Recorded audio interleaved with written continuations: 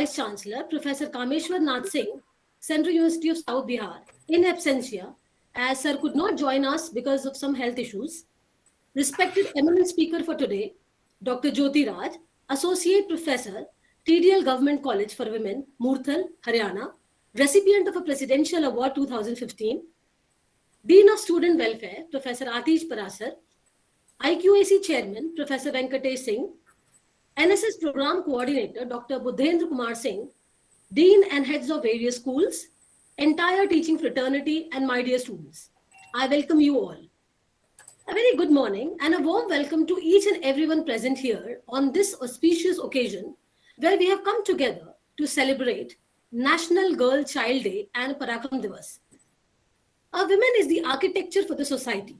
She establishes the institutional family life, builds the home, and contributes towards the society. The question of women empowerment comes into the picture only when she gets the right to take birth. It requires change of mindset. Practice what you preach. The celebration of ours will provide a platform for synergetic interaction among the intellectual professionals. We sincerely hope the ideas and the views shared during the interaction will sow a seed for a sustained, continuous, and fruitful results. I extend my heartiest thanks for the gracious presence.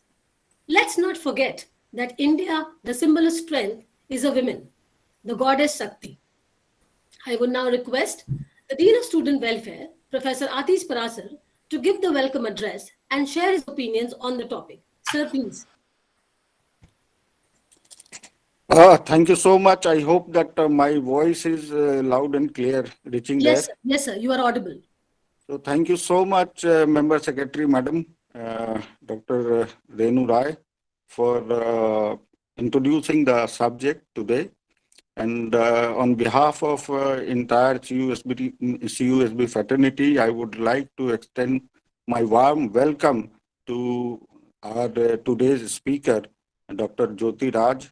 I have been told that she remained vocal on various platforms for the rights of women, and she has worked a lot. So we welcome you, ma'am. And I further would like to say thanks to our coordinator, NSS coordinator, Dr. Budhendra Singh, who have meticulously worked out and worked hard to seed the NSS things at our university. And this maybe I hope that this is the first program organized by NSS. So it is very commendable and very good that our NSS unit is operational now officially. So thank you so much. And further, I welcome our IQAC chairman, Professor Venkatesh Singh sir, and he also is known for his activism on various issues.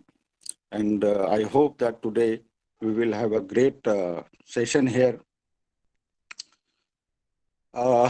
As Renu Madam introduced that today we are going to celebrate a Parakram Divas to mark the National Girl Child Day. I am feeling proud to enlighten everybody has joined here that CUSB has a great approach to promote girls students working here. Especially Dean Student Welfare Office have opened all the avenues and time to time by organizing various programs wherein students, especially girls students, have come forward, they have participated, and they have brought many laurels to the university. I am happy to make you all people know that our NCC unit is a girls NCC unit, and this NCC unit is also doing very good thing. And during Corona, our girls have shown their strength, and when entire nation was struggling, they were helping, and they were also participating in various activities organized by NSS, and they have won many prizes. So it gives me immense pleasure to point out all such things. As far as today's topic is concerned, we are celebrating here Parakram Divas. It means that we are trying to revisit our roots, wherein ये कहते थे कि नारी की पूजा जहां होती है वहां देवता बसते हैं. On this particular premise,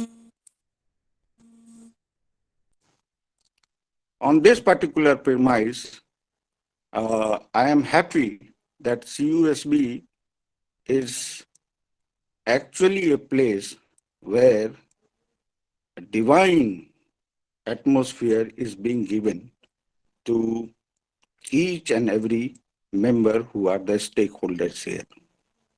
कहीं ना कहीं हमें ये समझना होगा कि वो जो हमारे रूट्स थे, जहां हम शंकर के पहले पार्वती का नाम लगाते थे, राम के पहले सीता का नाम लगाते थे, और कृष्ण के पहले राधा का नाम लेते थे, तो इस किसी काल खंड में, किसी काल क्रम में ये डेविएशन क्यों आया? जब हमें नारी को सशक्त बनाना है, इस संबंध में, इस विषय को लेकर जागरूकता फैलाने की जरूरत पड़ रही है. It means that we have deviated a lot from our roots. Reason बहुत सारे हो सकते हैं, लेकिन मैं यहाँ ये पॉइंट आउट करना चाहूंगा कि देखिए, किसी भी कंट्री को डेवलप करने के लिए, डेवलप नेशन बनने के लिए क्या करना होता है, ह्यूमन रिसोर्स, जो ह्यूमन रिसोर्स है उसको एक्सपैंड करना होता है, उसको एनरिच करना होता है, उसको कंट्रीब्यूटरी बनाना होता है, उसको प्रोडक्टिव बनाना होता है. आप एक छोटा सा सर्वे कंडक्ट करके अगर देखें, वर्ल्ड के तमाम कंट्रीज जो डेवलप्ड हुए हैं, वहां की स्थिति, नारी का पार्टिसिपेशन, जो हमारी महिला शक्ति है, उनका पार्टिसिपेशन, उनकी इकोनॉमी में उनका पार्टिसिपेशन हर फ्रंट पे उन नेशन से बहुत ज्यादा है. सिंपल रीजन है, अगर हाफ पॉपुलेशन आप मानते हैं, तो हाफ पॉपुलेशन को अगर हम प्रोडक्टिव नहीं बनाएंगे, कंट्रीब्यूटिव नहीं, पार्टिसिपेटिव नहीं बनाएंगे, तो जो डेवलपमेंट का पेस है हमारा, वो ऑब्वियसली वो काफी नीचे रहेगा. उसके लिए हम टाइम टू टाइम स्ट्रगल करते रहेंगे. तो मेरा ये मानना है स्पेशली कि पराक्रम दिवस के बहाने ही सही हम वो सारी बुराइयां अपने अंदर से निकाल फेंकें, वो सारे जो हमने अत्याचार किए हैं, मुझे बताने की जरूरत नहीं है, मुझे बताने की जरूरत नहीं है कि हमने क्या क्या किए हैं. अगर हम सब एक बार रिविजिट करें अपने कॉन्साइंस को, अपने अंतरात्मा को, तो मुझे लगता है कि कहीं ना कहीं हमारा जो इनर सोल है वही हमें सजेस्ट कर पाएगा what to do and what not. तो मैं फिर से एक बार इस आयोजन के लिए, इस कार्यक्रम के लिए पूरे एनएसएस यूनिट को साधुवाद देता हूं, और डॉक्टर बुधेंद्र सिंह, रेनू मैडम, और आज के हमारे स्पीकर डॉक्टर ज्योति राज जी को बहुत बहुत धन्यवाद, बहुत बहुत आपका आभार कि आपने समय निकाला और आपने हमारे इस इनविटेशन को एक्सेप्ट किया. So thank you so much. Over to Renu madam. Thank you so much, sir, for letting us know the role of the female in the empowerment and development of the nation. And it was so nice to see that even you realize the fact that there were so many grudges, there were so many problems that women have gone through. Now it's high time that through the valuable inputs of the different speakers, and especially ma'am, I would say, we'll get to know how important it is to empower our women. Thank you so much, sir. I would now request the Professor Venkatesh Singh sir, IQAC chairman, to shower his blessings to the August gathering. Sir, please. Thank you Tenu ma'am. आज के आयोजनकर्ता बुधेंद्र जी और हमारे dean of student आतिश पराशर जी, आज की मुख्य वक्ता Jyotiraj ma'am जी और NSS की सेक्रेटरी रेनू जी, आप सभी लोगों का बहुत बहुत धन्यवाद कि आप एक बहुत अच्छा आयोजन, खासकर इस अवसर पर जिसका नाम आज पराक्रम दिवस है और साथ ही साथ राष्ट्रीय नेशनल गर्ल्स चाइल्ड डे भी आज ही मनाया जा रहा है। तो पहले हम आप सभी लोगों को बहुत धन्यवाद देंगे और सभी लोग एक साथ जुड़े इसके लिए आभार व्यक्त करते हैं। आजादी हुए 75 साल हो गए और हम लोग इस अवसर पर आजादी का अमृत महोत्सव भी मना रहे हैं। उसी के अंतर्गत अपना एनएसएस विश्वविद्यालय का एनएसएस सक्रिय हुआ और सक्रिय होने के साथ साथ एक अच्छे कार्यक्रम को से इसका आगाज किया है। जब भी पराक्रम दिवस की बात आती है तो स्वाभाविक रूप से अपने मन में नेताजी सुभाष चंद्र बोस का ख्याल आता है, उनके विचारों का ध्यान आता है और उनके विचारों और उनके योगदानों को सभी लोग बहुत अच्छे से जानते हैं। इसमें किसी को बताने की जरूरत नहीं महसूस होती है। लेकिन कभी कभी जब भी सामाजिक परिवेश ऐसा बने कि उनके विचारों को आत्मसात करके आगे बढ़ना पड़ता है तो देश हमेशा आगे बढ़ता है। हम सभी नागरिकगण उसको लेकर के आगे बढ़े हैं और आज विश्वविद्यालय राष्ट्रीय गर्ल चाइल्ड डे भी सेलिब्रेट कर रहा है। इस अवसर पर जब भी कभी कोई बात कहने को होती है जो आपके दिल के करीब हो तो बहुत अच्छा माध्यम होता है, आप अपनी मातृभाषा में उसको बोलते हैं। गर्ल चाइल्ड जब भी हम बात करते हैं तो अगर हम पुरानी बातों को छोड़ दें, जो भी हुआ हुआ, हम नए सिरे से देखें, नई शुरुआत करें और इस बात का एहसास आपको तब होता है जब आप खुद पेरेंट्स बनते हैं। और हम लोग आज जीवन के इस पड़ाव पर हैं कि सौभाग्य से, भगवान के आशीर्वाद से हम सभी पेरेंट्स हैं और गर्ल चाइल्ड भी हैं और बॉयज भी हैं। तो हर एक को हम लोग देखते हैं और आपको उस बात का एहसास होता है कि आप एक बच्ची के पिता हैं और ये एहसास तब होता है जब आप खुद बनते हैं। तो आने वाले टाइम में जैसे हम लोग देखें कि कई जगह देश विदेश में भी अपने परिवार जब भी कहीं डिलीवरी होती है खासकर, तो वहां पे पति का होना पत्नी के साथ जरूरी है। अगर हम अपने देश में केवल एक छोटा सा ये परिवर्तन लाएं कि जब भी अस्पताल में पत्नी को बच्चा होना है, डिलीवरी के लिए गई है, तो पति का वहां पे रहना जरूरी है, तो ढेर सारी समस्याएं, चाहे वो सामाजिक हो, चाहे वो मेडिकल के साइड से हो, चाहे वो आर्थिक हो, अपने आप उसका निस्तारण हो जाएगा। और सबसे बड़ी समस्या जो जनसंख्या नियंत्रण का है उस पर भी बहुत बड़ा लगाम लगेगा, क्योंकि पत्नी ही बच्चा नहीं देती है। जब आप वहां उपस्थित रहते हैं तो आपको भी उन सारे बातों का एहसास होता है, वो सारी बातें आप भी फील करते हैं, चाहे आप मेंटली या फिजिकली या जिस भी तरह से।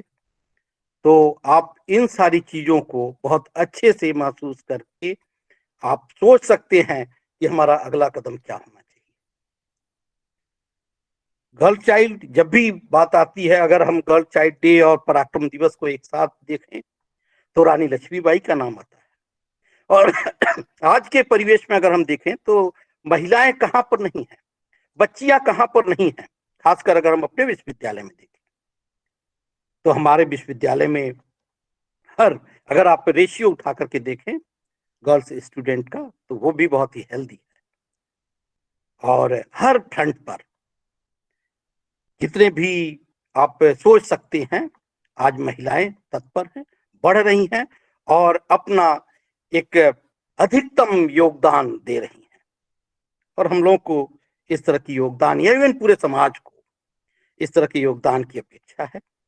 और हम लोग दिल से ये चाहते हैं कि सब लोग एक साथ समावेशित होकर के आगे बढ़े, देश का निर्माण हो। और देश का निर्माण तब होगा जब परिवार का निर्माण हो, समाज का निर्माण हो, देश का निर्माण हो। इन्हीं सब शब्दों के साथ हम आप सभी लोगों को फिर से साधुवाद, बहुत बहुत धन्यवाद इस तरह के एक अच्छे कार्यक्रम को आयोजित करने के लिए। और भविष्य में आशा भी करते हैं कि अब एनएसएस जब सक्रिय हो चुका है तो ढेर सारे बहुत अच्छे कार्यक्रम आयोजित होंगे विश्वविद्यालय में, और अपने विश्वविद्यालय के छात्रों को राष्ट्रीय सेवा से जुड़े ढेर सारे कार्यों में योगदान देने का सुअवसर प्राप्त होगा। बहुत बहुत धन्यवाद रेणु जी। Thank you so much, sir. It was nice to hear where sir has told us it's not only the important role of a woman, the role of a man is also very important to uplift the women. So we have to take that as a thought and ponder over. Thank you so much, sir. Without much ado, I would now request the guest speaker for today, Dr. Jyoti Raj, Associate Professor in English, TDL Government College for Women, Murthal, Haryana, to share her views on the topic. Dr. Jyoti Raj is a UGC Research Awardee in 2019. She did her PhD in Media Discourse from Punjab University, Chandigarh, her postgraduate diploma in journalism and mass communication from Kurukshetra University. She did her MPhil and postgraduate from Maharshi Dayanand University, Rohtak. She has been the recipient of various awards. I may fall short of words to name her awards, but I am trying to do some. Like Indira Gandhi NSS Award by Ministry of Youth Affairs and Sports, Government of India, with a cash prize of 1,70,000. State Award 2018 given by Governor and Chief Minister of Haryana. Empowered Women Award by Amar Ujala in 2021. Ideal Teacher Award by Sarthi and NGO. Best Program Officer Award by MDU Rohtak. Humanity Achievers Award by Nivedita Foundation and AR Foundation, New Delhi. Matra Shakti Samman by Disha Trust in association with Women and Child Welfare Development, Haryana. Pandit Deen Dayal Upadhyay Samjeevi Samman by Granth Academy, Haryana, Panchkula. She was among the Great 8 Women of 2014 Award by Sai Jan Seva Samiti Award. She was among the top 10 personalities of 2014 Award by Sai Jan Seva Samiti. She also received the Haryana Yuva Shakti Award. She has played a vital role in women empowerment and also delivered various motivational speech. Her poem speaks mainly of women issues in the society. Her poem and articles have been published in reputed newspapers and magazines. The first anthology, Kokh Se Kalam Tak, is under publication. And the best among all, that she has been a recipient of Presidential Award in 2015. Ma'am, in spite of your busy engagement, you were so kind enough to accept our invitation at such a short notice. Thank you so much, ma'am. Please share your views, ma'am.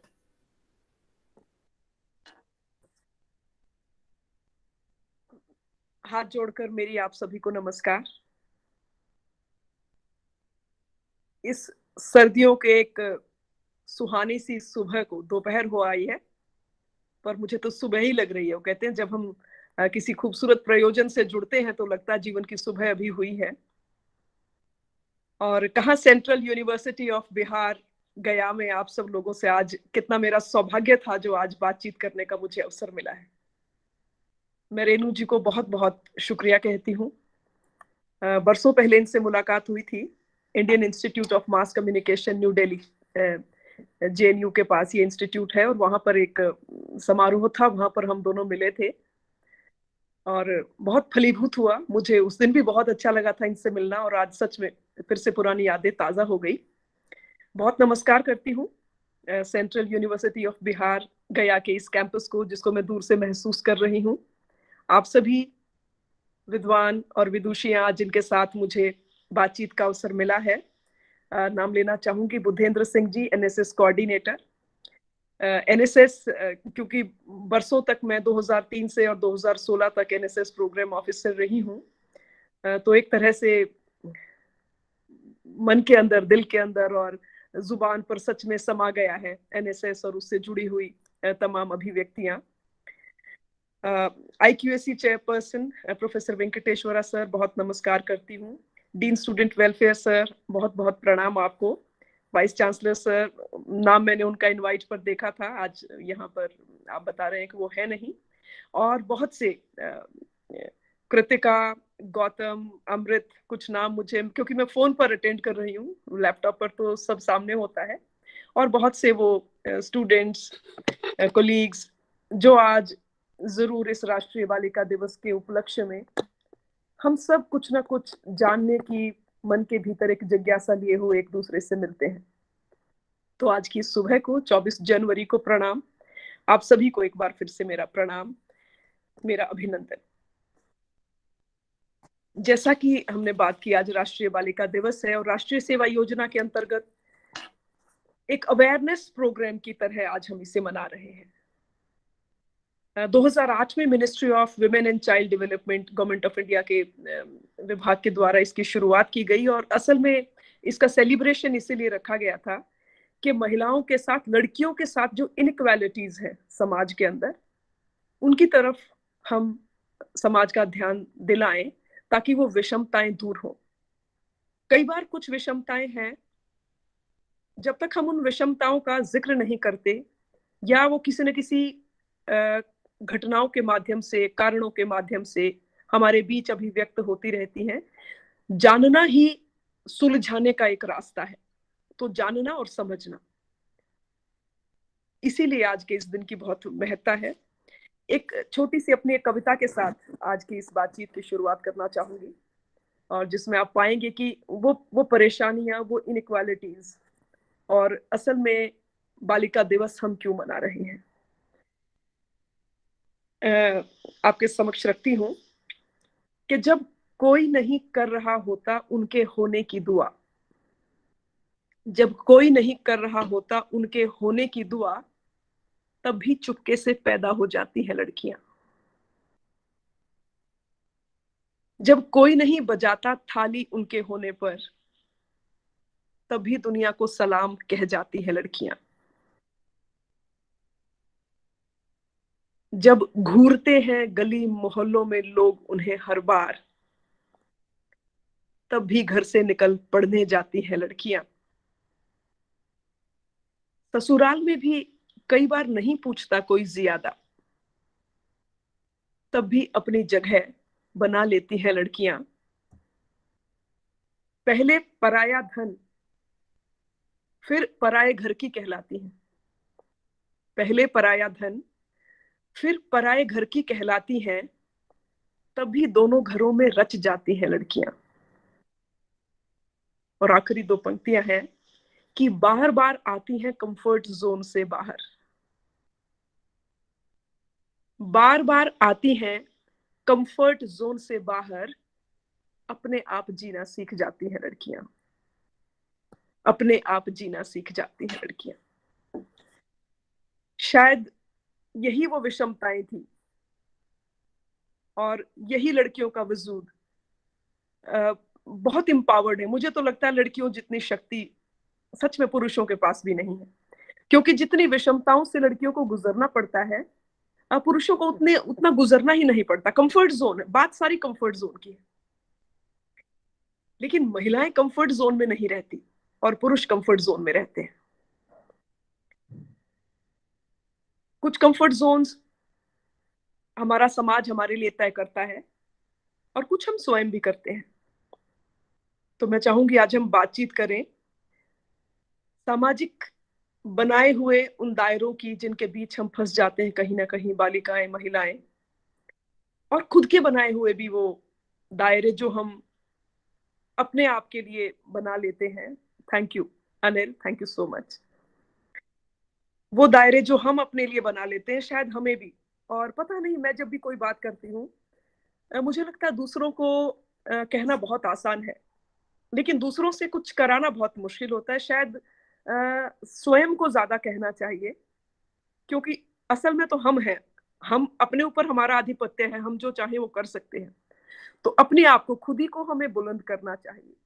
बेटियों के लिए भी, बालिकाओं के लिए भी, महिलाओं के लिए भी। मैं तो हमेशा यही मेरा यही मानना रहा है कि अपने जीवन की डोर अपने हाथ में लेनी ही होगी। जब तक हम यह उम्मीद करते हैं कि हमारी डोरी को कोई और ही खींच कर चलेगा, तो फिर वो जैसे जैसे हमें जितनी जितनी ढील देगा या जितना जितना वो उस रस्सी को टाइट खींचेगा, हम वैसे वैसे उनके पीछे चले जाएंगे। अभी जिक्र भी हुआ था, पुराने समय से, वैदिक काल से कहा गया है, यत्र नार्यस्तु पूजयन्ते रमन्ते तत्र देवता। बहुत अच्छी बात है। नारी जहां पर खुश होगी, उसका सम्मान होगा, परिवार भी वही खुशहाल होगा। और आज के दिन आप देखेंगे वर्क प्लेस पर भी महिलाएं हैं, हर तरफ भागीदारी बहुत बढ़ गई है महिलाओं की, लेकिन उनकी दिक्कतें बहुत कम हो गई हैं, ऐसा मैं नहीं मानूंगी। मैं सशक्तिकरण को कंफर्ट जोन में रह पाने की मनोदशा ही मानती हूँ। मुझे नहीं लगता कि हम सबको न जाने किस प्रकार से सशक्त होने की आवश्यकता है, या हम नहीं है। रविंद्रनाथ टैगोर का एक प्ले है चांडालिका, हो सकता है कुछ स्टूडेंट्स ने पढ़ा भी हो। उसमें उन्होंने लिखा है, a woman serves and by serving a woman rules, कि महिला सेवा करती है और सेवा करने से वह रूल करती है। तो सेवा करना तो सबसे बड़ा धर्म है। प्राचीन काल से ही गृहस्थी को महिलाओं ने संभाल रखा है, बहुत खूबसूरत तरीके से संभाल रखा है। अगर ऐसे ही सब चलता रहता कि महिलाओं के पास घर की बागडोर थी और पुरुष बाहर कमा रहे थे, अगर सब ऐसे ही चलता रहता तो कोई परेशानी नहीं होती। परेशानियां तब बढ़ी जब महिलाओं ने एम्बिशियस हुई, वो जब शिक्षा पाकर उन्हें पता चला इस शिक्षा के बहुत से स्वरूप हो सकते हैं, हम इसके माध्यम से बहुत से अपने वो स्वप्न पूरे कर सकते हैं जिन्हें देखने का हमें भी उतना ही हक है जितना हमारे मेल काउंटर पार्ट्स को है ना। मैंने कहीं पर पढ़ा था, व्हाट्सएप पर ही कहीं पर पढ़ा था, कि केवल जीवन में बटरफ्लाई कहती है कि केवल खूबसूरत पंख होना ही पर्याप्त नहीं है, मुझे थोड़ी सी सनशाइन और थोड़ी सी रेन भी चाहिए। I need a bit of sunshine and some rain in my life. तो केवल ये नहीं लड़कियों को या महिलाओं को ये कहें कि आप बहुत खूबसूरत है, आपके होने से हर फंक्शन में रंगीनियत है, आपके होने से सब चाव है सब तरफ। तो उससे ज्यादा आज कुछ चाहिए, क्योंकि शिक्षा ने मन के द्वार खोल दिए हैं। शिक्षा ने, मीडिया हमारे पास उपलब्ध है, किताबों के माध्यम से न जाने कहां कहां स्वप्न देखने से हमें कोई नहीं रोक सकता, बालिकाओं को, लड़कियों को, किसी को भी। और जब आपको लगता है कि आपके अंदर भी वो काबिलियत है कि आप आगे जा सकती हैं, तो फिर उसकी राह में केवल लड़कियां होने के कारण या महिलाएं होने के कारण अगर कहीं पर कुछ रोड़ा आता है, कोई आप पीछे रहती हैं, तो वह आप अपने कंफर्ट जोन में नहीं है। ऐसी एम्पावरमेंट की मैं बात कहना चाहूंगी। अलग अलग नोशंस हैं, मैं ऐसा मानती हूँ। एम्पावर होने के अलग अलग तरीके हैं और हम सबको एक जैसी एम्पावरमेंट नहीं चाहिए।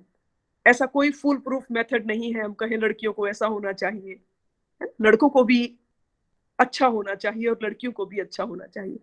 असल में तो हम सबको श्रेष्ठ होना चाहिए। असल में तो हम सबको बढ़ने के, फलने फूलने के अवसर मिलने चाहिए। असल में तो हमको हमारे पोटेंशियल के अनुसार हमारा जीवन जीने का एक एक मादा मिलना चाहिए। मैं सशक्तिकरण को, अगर आज आपसे, आपकी उम्र के जो स्टूडेंट्स हैं हमारे, लगभग जब भी स्टूडेंट्स के साथ बातचीत का अवसर मिलता है, लड़कियां आमतौर पर कहेंगी, मैम हम बॉयज की तरह हम बाहर रात को हम बाहर नहीं जा सकते। आजकल युवा वर्ग को लगता है, यानी मुझे कई बार लगता है कि हम सशक्तिकरण चाहते हैं, बालिकाएं सशक्तिकरण चाहती हैं या केवल वो नकल चाहती हैं।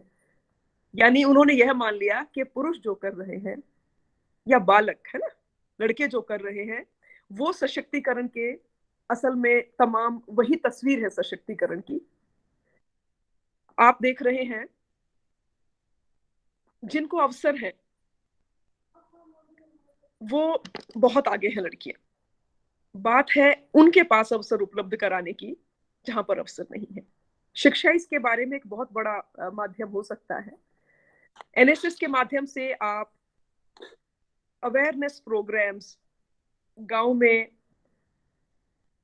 बेटा बेटी एक समान है, जो हमारा एक नारा प्रधानमंत्री जी ने दिया है, बेटी बचाओ बेटी पढ़ाओ, ये सच में मुझे लगता है बहुत ही कारगर। और अगर आप स्टैटिस्टिक्स को देखें, अभी मैंने एक शोध भी किया था 2019 में जिसकी एक बात की थी अभी, तो सच में जब से बालिकाओं के संबंधी ऐसी स्कीम्स आई हैं, सुकन्या समृद्धि योजना है, बेटी बचाओ बेटी पढ़ाओ है, एक और हरियाणा के गांव से शुरू हुई थी, सेल्फी विद डॉटर। हरियाणा के जींद गांव से एक सरपंच थे, उन्होंने अपनी बेटी के साथ अपनी सेल्फी उस पर की, मेरी बेटी मेरा गौरव, माई डॉटर माई प्राइड। तो उससे जो मन में टैबूज थे कि बेटियों की तस्वीरें अपलोड कर रहे हैं सब लोग अपनी अपनी बेटी के साथ, तो गर्ल चाइल्ड के प्रति नजरिए को बदलने में इवन सेल्फी विद डॉटर ये कैंपेन बन गई थी पूरे, और पूरे फिर भारतवर्ष में बहुत सबने अपने अपने सोशल मीडिया हैंडल्स पर लगाई थी, और इसके बहुत ही सकारात्मक परिणाम निकले। आज लड़कियों का अनुपात लड़कों के मुकाबले बहुत अच्छा हो गया है। और सच में पिछले कुछ वर्षों में जब से डॉटर सेंट्रिक स्कीम्स हमारी लागू हुई हैं, तो उनसे बेटियों के प्रति हमारे विचार बदलने में बहुत ज्यादा वो सहायक सिद्ध हुई है। किस तरह से जब बच्चे बड़े हो रहे होते हैं, वह जो कंडीशनिंग उस समय हम एक माता पिता के तौर पर या बड़े भाई बहन के तौर पर जो घर में देखने को मिलता है, उस अपब्रिंगिंग में हमें एक सुधार धीरे धीरे शनै शनै वो सुधार आएगा। और उस सुधार में आप सभी एनएसएस वॉलंटियर्स एक बहुत अहम रोल प्ले कर सकते हैं। सशक्तिकरण एक ऐसी प्रक्रिया मैं इसे मानूंगी, जितना ये समय लेकर धीरे धीरे परिपक्व होकर जो बेटियां उभर कर सामने आ रही हैं और वो जो एजेंट्स ऑफ चेंज बन रही हैं, वो इसमें बहुत बड़ा एक अवेयर जो स्टूडेंट्स हैं, बॉयज एंड गर्ल्स बोथ, वो एक बहुत बड़ा इसमें रोल प्ले कर सकते हैं। राइट टू प्रॉपर्टी, एक ये हमारे को एक बहुत बड़ी लड़कियों को एक सौगात मिली है। मैं ऐसा मानती हूँ, हालांकि गर्ल्स ने अपनी प्रॉपर्टी में राइट लेना शुरू नहीं किया है, मानसिक रूप से अवरोध अभी भी है, लेकिन उन्हें अभी सुप्रीम कोर्ट की गाइडलाइंस अभी कुछ ही दिन पहले तक आई हैं कि गर्ल्स भी, बेटियां जो हैं पिता की संपत्ति में वो भी अधिकारी हैं।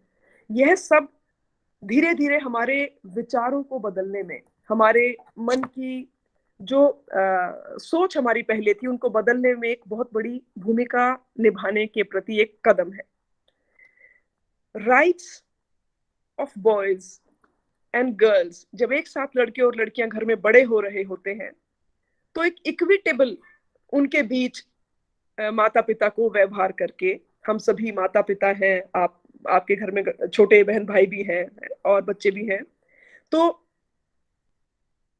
कुछ कर्ब्स, कहीं अगर ज्यादा हमें अधिकार देने की आवश्यकता है तो कहीं हमें अधिकारों को कम करने की भी आवश्यकता है। बेटियों को सशक्त, बेटों को सशक्त बनाए बगैर नहीं हो सकता। और बेटे रात को बाहर चले जाते हैं, उसका यह अर्थ नहीं कि वो सशक्त हैं इसलिए चले जाते हैं। हम उनको भीतर से मजबूत हम जब बनाएंगे, जब वो ये समझेंगे कि वो भी बाहर है और बेटियां भी बाहर हैं और बेटियां बिल्कुल सुरक्षित हैं, वो है असली बेटों का भी सशक्तिकरण। जब एक मन से वो तैयार होंगे, गर्ल्स को, विमेन को पब्लिक प्लेसेस पर, पब्लिक स्पेसेस में स्वीकार करने के लिए जब वो तैयार होंगे, तब असल में सही सशक्तिकरण होगा। तो एक इक्विटेबल सोसाइटी के लिए rights of main and women, equitably हमें उनको एक साथ लेकर विकास की राह पर चलना है।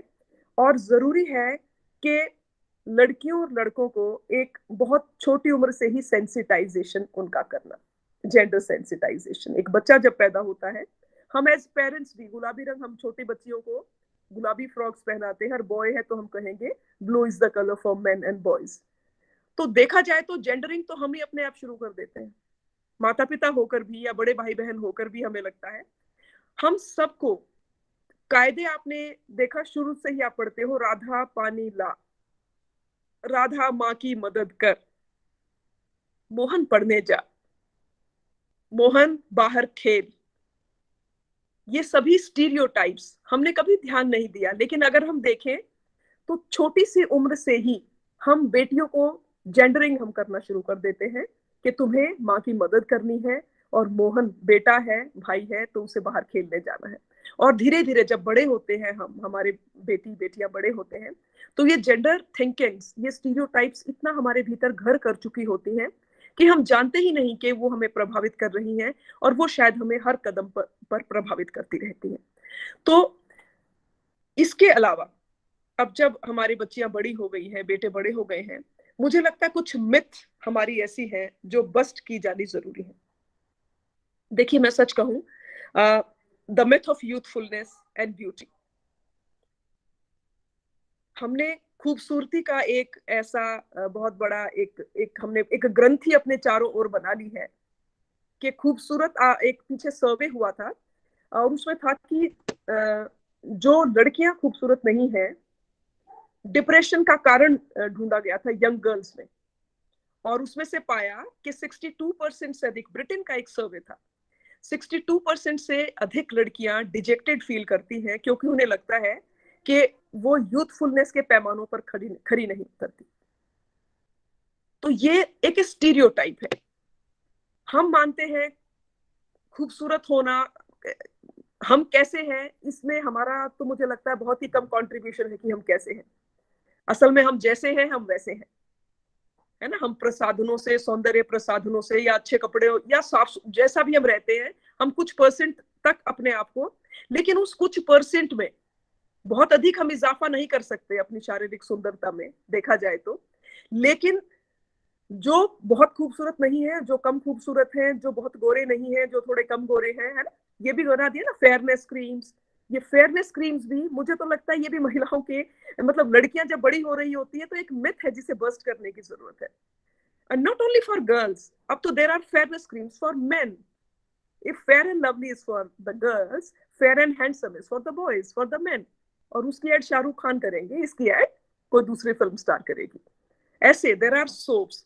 So fairness is such a myth which needs to be busted. In the same way, youthfulness, beauty, slimness, ये सभी हमारी सोच में, हमारे आगे बढ़ने में, देखिए अगर हमें किसी लंबे रास्ते पर चलना है, लंबे रास्ते पर चलना है तो हमें क्या करना होगा? मन में तो हमारे संकल्प होना चाहिए, और हम हल्के भी तो होने चाहिए ना। अगर हम बहुत सारा बोझा उठाकर चलेंगे, कई बैग्स में ले लूंगी कहीं पर जाने से पहले, तो जरूर मैं बहुत थक जाऊंगी। तो ये वो बोझा है, the myth of youthfulness, the myth of beauty, slimness, है ना, जीरो फिगर है ना, करीना कपूर की एक एड के साथ, और सब लड़कियों ने खाना पीना छोड़ दिया कि हमें तो पतला होना है, हमें जीरो फिगर। उससे हम ये भूल गए कि इस जीरो फिगर से एनीमिक हो गई हैं हमारी बेटियां, और जब वो माएं बनती हैं तो एनीमिक बच्चे पैदा होते हैं। यंग ब्लड देश का रिसोर्स है ना, और महिलाएं तो बहुत ही महत्वपूर्ण रिसोर्स है, क्योंकि महिलाएं अगली जनरेशन्स को इस दुनिया में लाने वाली होती हैं। जब माँ बनती है, संतानें पैदा होती हैं, तो माँ के स्वास्थ्य का इतना असर पड़ता है। एनएसएस के माध्यम से हमने तो एनीमिया इरेडिकेशन प्रोग्राम्स बहुत चलाए, आप भी जरूर करते होंगे, है ना। और गर्ल्स, क्योंकि गर्ल्स एनीमिक हो जाती है, और अगर मदर्स एनीमिक होंगी, यानी गर्ल्स की हेल्थ पर ये जीरो फिगर का इतना अधिक एक एडवर्स इम्पैक्ट पड़ा है।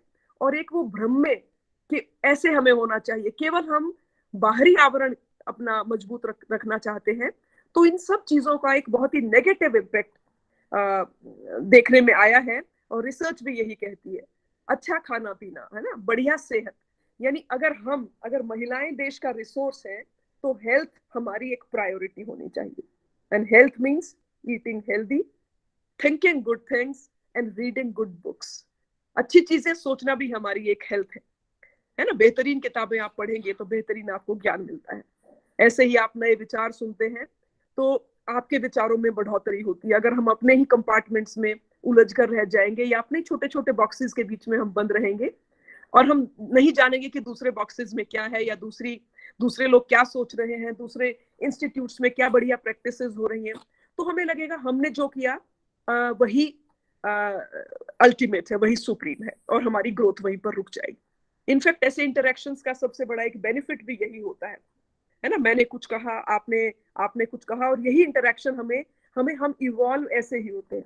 इसी तरह से हमारी पॉजिटिव थिंकिंग और कि हम अलग सोचे, अच्छा सोचे, ये सब चीजें हमारे मिलने से, एक दूसरे के विचारों को जानने से ये हमारे बीच में आती है।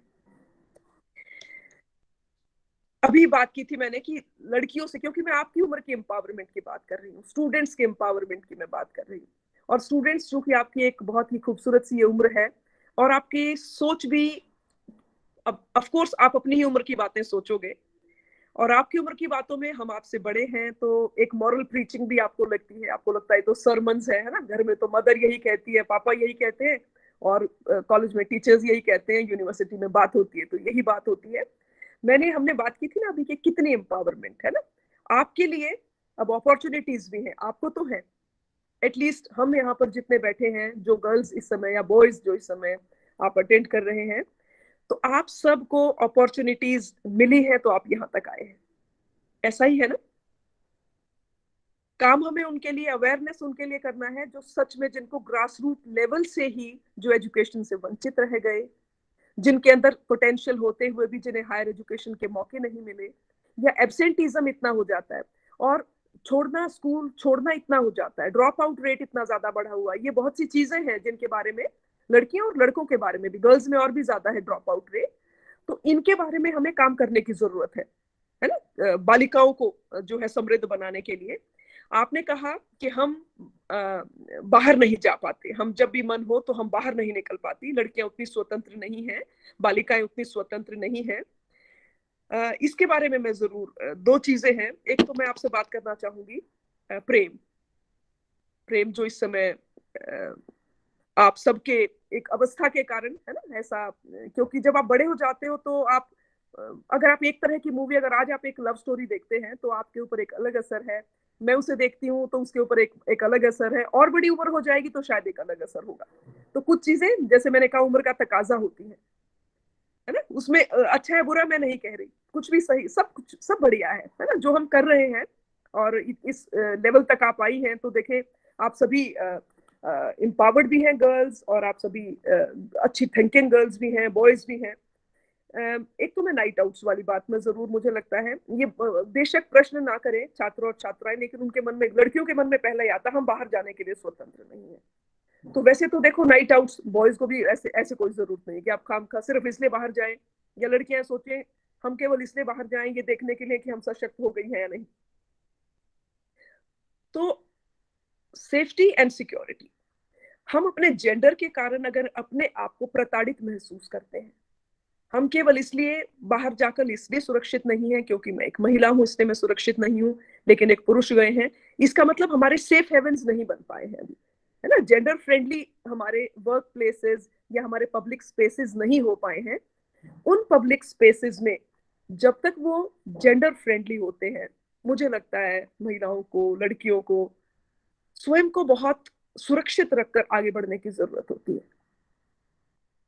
आपकी उम्र के छात्र छात्राएं, सबसे अधिक हमें होता है कुछ नहीं होता, है ना।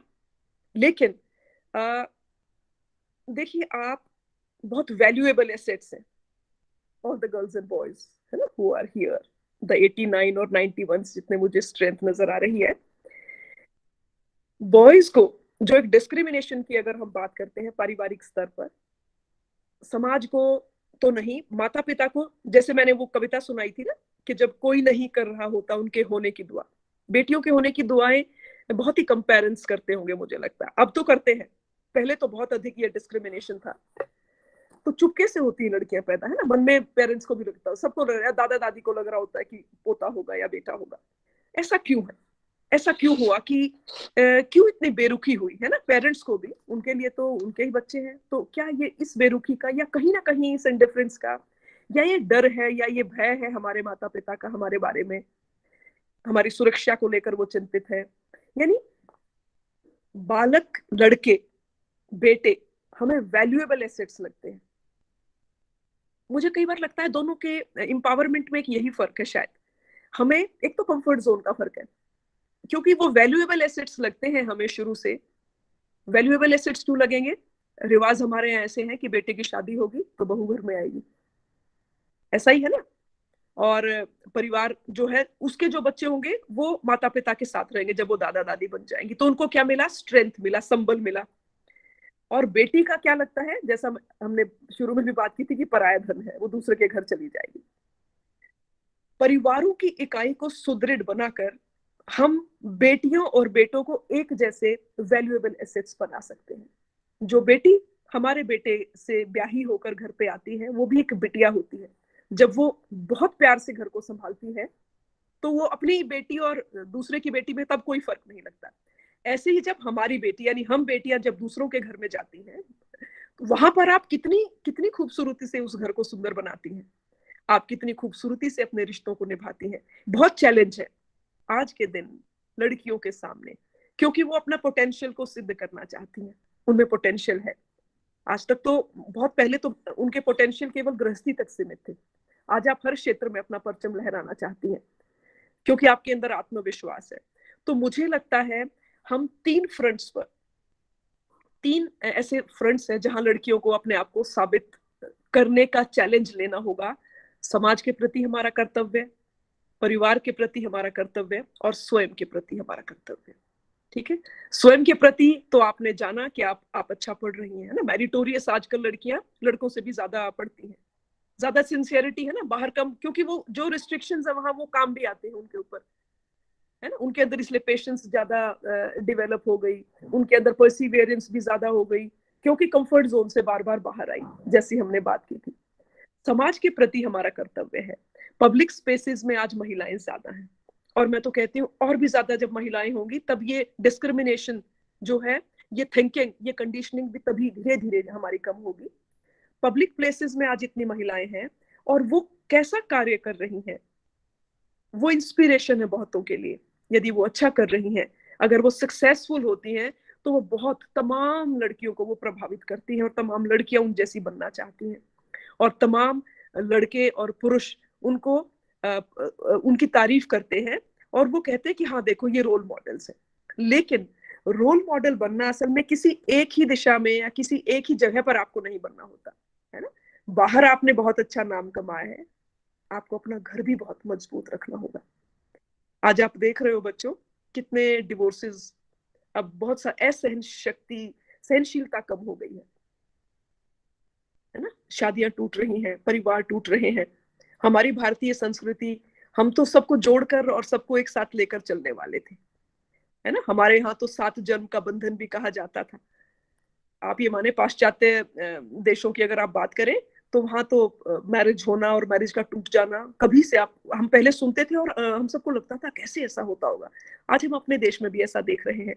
तो कहीं ना कहीं जैसा डीन स्टूडेंट वेलफेयर सर ने भी कहा था, कोई डिविएशन तो ऐसा आया है, कहीं ना कहीं तो अपने मूल्यों से हम कहीं विलग हो गए हैं, कहीं हम विस्थापित हो गए हैं। जिन जिन स्ट्रेंथ्स को लेकर हम आगे बढ़े थे, कहीं ना कहीं वो स्ट्रेंथ हमने, या तो वो एक दिशा में चली गई, वहां से हमने लड़कियों को वंचित कर दिया उन सभी अपॉर्चुनिटीज को लेने से जिनको हम बॉयज और गर्ल्स दोनों को हमने एक साथ देना था। तो कोई वो जो हमारी ह्यूमेन वैल्यूज है ना, चाहे हम महिला हैं, चाहे हम पुरुष हैं, बेटियां हैं, चाहे बेटे हैं, लड़कियां हैं, लड़के हैं, एक इंसान होने के नाते जो जो नियामतें हमारे हक में है, जो जो कुदरत ने हम सबको एक जैसी धूप मिलनी चाहिए, मिलती है। कुदरत तो कभी पक्षपात नहीं करती, है ना, हम क्यों पक्षपात करते हैं। तो बेटियों के लिए अलग जहान और बेटों के लिए अलग जहान, ऐसा क्यों है। नियम कानून कायदे सबके लिए एक जैसे क्यों नहीं, है ना। क्यों नहीं सब स्पेसेस, भीतर बाहर सब जगह लड़कियां उतनी ही सुरक्षित क्यों नहीं जितने लड़के हैं। अब इस बारे में एक बात करूंगी। आपकी 3 रिस्पॉन्सिबिलिटीज मैंने कही थी, उन पर दोबारा से आएंगे। आजकल बेटे भी सुरक्षित नहीं है। आजकल छोटे बच्चे भी सुरक्षित नहीं। देखिए समय बहुत बदल गया। अगर आपने देखा चाइल्ड अब्यूज के मामले कितने सामने आ रहे हैं, है ना। गुड़गांव में पिछले 6 महीने से पहले का बता रही हूँ, कई स्कूल्स में एक साथ के अब्यूज किया गया बच्चों को, छोटे बच्चों को। और ऐसा नहीं कि केवल लड़कियों को, लड़कों को भी। तो यानी कि हमारी सोच जो है, कहीं हमारे मॉरल वैल्यूज, हमारी सेक्सुअल ओरिएंटेशंस, उनमें कहीं ना कहीं बहुत विद्रूपताएं आ गई हैं, कुछ बदलापन आ गया है। हम कुछ ऐसा सोच रहे हैं जो हमें नहीं सोचना चाहिए। यानी कुछ इतने कुंठित मानसिकताएं हमारे बीच ऐसी कुंठाएं कुछ लोगों के मन में जन्म ले चुकी हैं कि उन्होंने शक्ल खराब कर दी है, वो खूबसूरतियां नहीं रही। बच्चे तो कम से कम हमें लगता था कि बिल्कुल सुरक्षित रहने चाहिए। तो आज बच्चों के साथ ही इसीलिए अब ये बात, चूंकि बच्चे भी बायोलॉजिकली नहीं, छोटी उम्र होने के कारण बहुत नाजुक होते हैं, समझते नहीं, अबोध होते हैं। और महिलाएं कमजोर होती हैं पुरुषों के मुकाबले। तो बात केवल कमजोर होने और ताकतवर होने की नहीं है, बात है सबको एक इंसान के तौर पर उनका हक मिलने की। बात है सबको एक समान, एक जैसा वातावरण मिलने की। हमें स्वस्थ वातावरण देने में हमारी सोच, हमारी कंडीशनिंग, और शुरू से ही जिस तरह से हम बच्चों के लालन पालन से लेकर एज टीचर्स हम जो उनको सिखाते हैं, है ना, क्योंकि पेरेंट्स को छोड़कर टीचर्स के भी बहुत ही सानिध्य में रहते हैं स्टूडेंट्स, और मुझे लगता है उनकी बात भी मानते हैं, कई बार नहीं भी मानते। लेकिन ये जजमेंट कि हमने किसकी बात माननी है और हमने किसकी बात नहीं माननी, ये जजमेंट जो स्टूडेंट्स करते हैं, वो सब अपने अपने पर्यावरण से निकलकर, अपने अपने वातावरण से निकलकर समाज को जब सामने देखते हैं और कैसे उस परिप्रेक्ष्य में अपने आप को रख पाते हैं, इन सब के आधार पर होता है। तो सेफ स्पेसेस बहुत बहुत जरूरी है, बेटियों के लिए भी, और आजकल जैसे मैंने कहा बच्चों के लिए भी। बालिकाएं ही नहीं, छोटे बालक भी आजकल उसकी चपेट में है।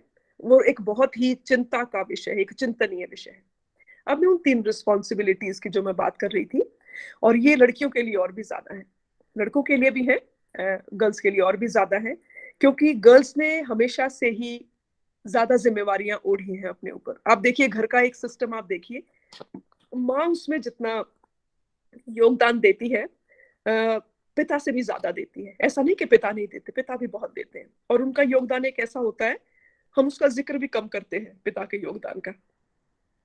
इसीलिए हम शायद वॉर ऑफ द सेक्सेस हो गई, जबकि ये वॉर नहीं थी कभी भी। हम जब दोनों मिलकर साथ चलेंगे, एक इकाई के तौर पर चलेंगे, वो जो डिविएशन की हमने बात की थी ना, इन दोनों इकाइयों में ही कहीं पर डिविएशन हो गया है ना। हमने ना तो पूजने की जरूरत है किसी को भी, नारी को भी पूजने की आवश्यकता नहीं, मैं कहती हूँ सभी को पूजने की आवश्यकता है। एक इंसानी जिसने जन्म पाया है वो पूजने के ही लायक है, और वो प्रभु की एक बहुत बड़ी कृपा होती है ना। इंसान के रूप में जो हम आए हैं, ये बहुत बड़ी हमारे ऊपर एक नियामत है। तो हर जिंदगी पूजने के योग्य है, पुरुष हो या नारी, बेटा हो या बेटी, बालक हो या बालिका। वो जो 3 जिम्मेदारियां हम कह रहे हैं, समाज के प्रति, हमारे परिवार के प्रति और अपने प्रति। अपने प्रति को देखो, मैंने समाज को सबसे ऊपर रखा है। वैसे तो खुद से होनी चाहिए हमारी जिम्मेदारी शुरू, फिर हमारे परिवार से होनी चाहिए, अगर हम एक छोटे से स्वार्थी परिप्रेक्ष्य में देखें तो। पर पता नहीं, मुझे ऐसा लगता है आजकल जैसे आपकी उम्र के लड़के लड़कियों की कह रही, कुछ भी हो तो आप कहते हो दिस इज माई लाइफ, कहते हो ना। आप सबने जरूर जरूर कभी ना कभी माँ को, टीचर्स को, कहीं ना कहीं अपने भाई, किसी को भी कह आप दिस इज माई लाइफ, है ना। तो मुझे कई बार लगता है, अरे आपको कैसे कैसे कह रहे हो आपकी लाइफ आपकी कैसे है? Did you create your life yourself? नहीं, आपकी लाइफ आपकी माँ की भी लाइफ है, आपके पापा की भी लाइफ है, ठीक है, आपके समाज की लाइफ, आपके मोहल्ले की है, आपके आपके पेरेंट्स की है, आपके टीचर्स की है, सेंट्रल यूनिवर्सिटी ऑफ बिहार गया, ये भी आपकी जिंदगी, यहाँ भी आपकी जिंदगी जुड़ी हुई है। हम कभी भी स्वतंत्र इकाइयां नहीं होते, इसलिए तीनों जिम्मेदारियों में अपने प्रति जो जिम्मेदारी है, मैंने तो उसको नंबर 3 पर इसलिए लिख रखा है। हम हमेशा समाज के परिप्रेक्ष्य में, किसी न किसी के परिप्रेक्ष्य में होते हैं हम हमेशा। हम कभी अपने लिए ही सब कुछ नहीं हो सकते। यानी अगर मैं आपसे कहूँ, आप बैचलर ऑफ आर्ट्स, और आप आकर कहते हैं, कहीं भी किसी इंटरव्यू पर जाते हैं, आपके पास कोई सर्टिफिकेट नहीं है, और आप जाकर कहते हैं कि please consider my candidature, I am a bachelor of arts, तो आपको क्या वो कहेंगे हाँ दिखाइए, शो द सर्टिफिकेट? आप कहेंगे सर्टिफिकेट तो नहीं है, मैं लिख देती हूँ, लो ये लो, this is a piece of paper, ये ले लीजिए, मैंने लिख दिया कि मैं क्या आपको कोई आपके कैंडिडेचर को कोई कंसिडर करेगा? No one. You need a stamp of the university, of the registrar, है ना, तो वाइस चांसलर, जो भी आपका, मतलब मेरे कहने का अर्थ है कि बिना एक सर्टिफिकेट के आपकी कोई पहचान नहीं है। युवा अवस्था आपकी एक ऐसी है, सभी बालिकाओं को और सभी बालकों को कहती हूँ, वट एवर यू डू, आप जो भी करते हैं, क्योंकि आपका मन बहुत कुछ करने को करता है ना, उड़ते हो आप इस समय, तो आप पंछियों जैसी आपकी इमेजिनेशन होती है, सोच आपकी एक उड़ान भरती है, सुंदर से पंख होते हैं आपको, सोच के, यौवन के, युवावस्था के, है इतना अधिक डिटर्मिनेशन होता है। हमेशा आप ये सोचिए कि आपको एक स्टाम्प चाहिए, वट एवर यू डू, आप कुछ भी कीजिए, आप कहते हैं दिस इज माई लाइफ, आप उस जीवन में कुछ भी कीजिए, ऑफ कोर्स आपकी जिंदगी है ये, लेकिन आप उसमें जो भी आप करें, उसमें आपको सैंक्शन होनी चाहिए किसी की। जैसा मैंने आपसे कहा कि बिना साइन के, सर्टिफिकेट के, आपकी डिग्री की कोई वैल्यू नहीं है। उसी तरह जीवन में आप जो भी करते हैं, अगर उस पर कोई सैंक्शन नहीं है, अगर उस पर कोई स्टाम्प नहीं है आपके माता पिता की, आपके इंस्टीट्यूट की, तो मुझे लगता है कि वो कार्य आपका एक सुंदर कार्य के रूप में नहीं गिना जाएगा। अब ऑनर किलिंग्स की बात मैं इसके साथ जोड़ना चाहूंगी। असल में आपके साथ, आपकी ऐसी उम्र है कि आपके साथ न जाने कितनी बातें की जा सकती हैं, और अच्छी अच्छी बातें ना, आपको लगेगा सब अच्छी अच्छी बातें हैं, आपको बताई जानी बहुत जरूरी है। इसलिए नहीं कि आप इन बातों को सुनकर अच्छे होंगे, आप तो पहले ही अच्छे हैं। और जैसा आपने कहा कि इट्स योर लाइफ, और आप सच में अब तक बहुत कुछ वो ज्ञान भी आपने अर्जित कर लिया है जिसके सहारे आप सोचते हैं कि आपका जीवन चलेगा, है ना। अब तक तो आपके टेनेट्स एक तरह से आप बना चुके हैं, सूक्ष्म तौर पर भी और एक बड़े रूप में भी। लेकिन ये बातें आपके लिए इतनी जरूरी इसलिए हैं, बातें, अच्छी बातें करना, या मॉरल प्रीचिंग भी अगर आप इसे कह दो, है ना, ये बड़े अगर ऐसा ना करें तो आप ये बातें कहाँ सुनेंगे। आप कोई गूगल पर तो ये सब सर्च करते नहीं कि अच्छी अच्छी बातों का कभी आप बटन दबाएं और गूगल से कहो गूगल कुछ बढ़िया हमें ऐसी जानकारी दो। तो ये बहुत जरूरी है आपके लिए, थोड़े समय के लिए ही सही, एक छोटा सा आपका ना वो हो जाता है, एक क्या कहूंगी मैं उसे, एक असर, चाहे वो थोड़ी देर के लिए हो, लेकिन कई बार थोड़ी सी देर के असर में भी आप अपने जीवन का कुछ ना कुछ सत्य उसमें से निकाल लेते हो, और वही आपके जीवन को, या आपके किसी न किसी मनोदशा को, या आपके किसी न किसी छोटे बड़े डिसीजन को प्रभावित कर जाता है, और कई बार आपके जीवन में एक सकारात्मक असर डाल जाता है। तो वो जो 3 जिम्मेदारियां मैंने कही, क्योंकि सशक्ति हम ऐसे हो जाए, दूसरों से मांगना सब कुछ बहुत आसान है, लेकिन मुझे लगता है कि हम खुद उसके काबिल बने और हम खुद अपने रास्ते बनाएं। और आप तो युवा हैं, है ना, लड़के और लड़कियां, और आप लोग एक अच्छा समाज बनाने की सोचोगे जिसमें कोई जेंडर डिस्क्रिमिनेशन नहीं होगा, तो जरूर जरूर ऐसा समाज बनेगा। इसलिए समाज के प्रति हमारा पहला जो है कर्तव्य रहेगा, हमेशा आपका रहना चाहिए। आप जो भी करें, whatever, all any decisions that you are going to take, आप सोचिए क्या इस डिसीजन पर मेरे पेरेंट्स की स्टैंप है, मेरे इंस्टीट्यूट की स्टैंप है, क्या मेरे इस काम से कहीं कोई शर्मिंदा तो नहीं हो रहा। ये तो जरूर आपने एक चेक मार्क लगाना है। ये मेरी रिक्वेस्ट है सभी गर्ल्स एंड बॉयज जो आज यहाँ पर बैठे हैं, आप जो भी करते हैं, आप ये जरूर एक बार देखिए कि मेरे इस काम से किसी को शर्मिंदगी, तो कोई एम्बैरेसमेंट तो नहीं हो रही किसी को। अगर आपका मन कहता है ना कोई एम्बैरेसमेंट नहीं हो रही, फिर आप खुलकर कीजिए। लेकिन अगर आपका मन ये कहता है कि आपकी माँ बहुत एम्बैरेस हो जाएंगी, है ना, या पड़ोस में लोग क्या कहेंगे, या आपके टीचर्स क्या कहेंगे, या इंस्टीट्यूट आपका इसके कारण बैड नेम हो जाएगा, सो दैट मीन्स फिर वो काम क्या है, नहीं करने का है, फिर वो नहीं करने का है। एक ये चेकलिस्ट है। अभी तो आप बहुत कुछ करना है, अभी तो जुम्मा आप शुरू हुए हो जिंदगी के राह में, है ना। अभी तो आपको बड़े बड़े डिसीजंस लेने हैं, और जिंदगी बहुत मौके देती है जब आपको अपने आप को प्रूव करना होता है। देखो, एक गर्ल्स को लगता है ना, अपॉर्चुनिटीज की मैं बात करती हूँ, एक छोटा सा अपना एग्जाम्पल दूंगी। अब आई एम 51 ईयर्स ओल्ड, है 51 साल है अब मेरी उम्र। और जब मैं स्टूडेंट थी तो मेरा बहुत मन करता था बहुत सारी एक्टिविटीज में पार्टिसिपेट करने का, बिकॉज आपको लगता है मुझे अपॉर्चुनिटी नहीं मिली, इन द सेंस के मेरे बड़े ब्रदर थे तो उनको लगता था कि नहीं, जैसे यूथ फेस्टिवल होता है ना, आपके यहाँ भी होता होगा, यूथ फेस्टिवल्स होते हैं, कल्चरल प्रोग्राम्स होते हैं, तो वो कहते हैं नहीं डांस में पार्टिसिपेट नहीं करना, उन्हें अच्छा नहीं लगता था। जो भी, जैसे वही मैं रूढ़ियों की बात बता रही हूँ जो लड़कियों को, बालिकाओं को महसूस मतलब फेस करनी होती है। या मेरे पापा भी कहते थे नहीं बेटे, ऐसे कोई टूर जा रहा है, नहीं बेटे रहने दो, हम ही घुमा कर तुम्हें ले आएंगे। छोटी छोटी होती है ना इस समय, जो बालिकाओं के जीवन में तो छोटी छोटी खुशियां हैं जो हमें नहीं मिली, ये छोटे छोटे डिस्क्रिमिनेशन है, उस समय हमें और बड़े डिस्क्रिमिनेशन का नहीं पता होता। तो फिर भी मैंने कुछ पार्टिसिपेशंस मेरे हुए, बेस्ट एक्टर अवार्ड मैंने जीता यूथ फेस्टिवल में, मैंने एक बार वन एक्ट प्ले में पार्टिसिपेट करने का मौका मिला, मैंने कुछ अवार्ड्स में जीत पाई जहां भी मैंने छोटा मोटा मतलब मुझे अवसर मिले। मैं सच कहती हूँ, देखिए मैं जॉब में आई, एनएसएस ने मुझे इतने खूबसूरत अवसर दिए, यानी आप अपने भीतर की प्रतिभा को मोहताज ना समझें कि वो आज इन अवसरों की मोहताज थी, एक अवसर नहीं मिला, कुछ और मिलेगा, कुछ और मिलेगा, है ना। राष्ट्रपति भवन तक पहुंचने का, राष्ट्रपति जी से अवार्ड लेने का मौका मिला।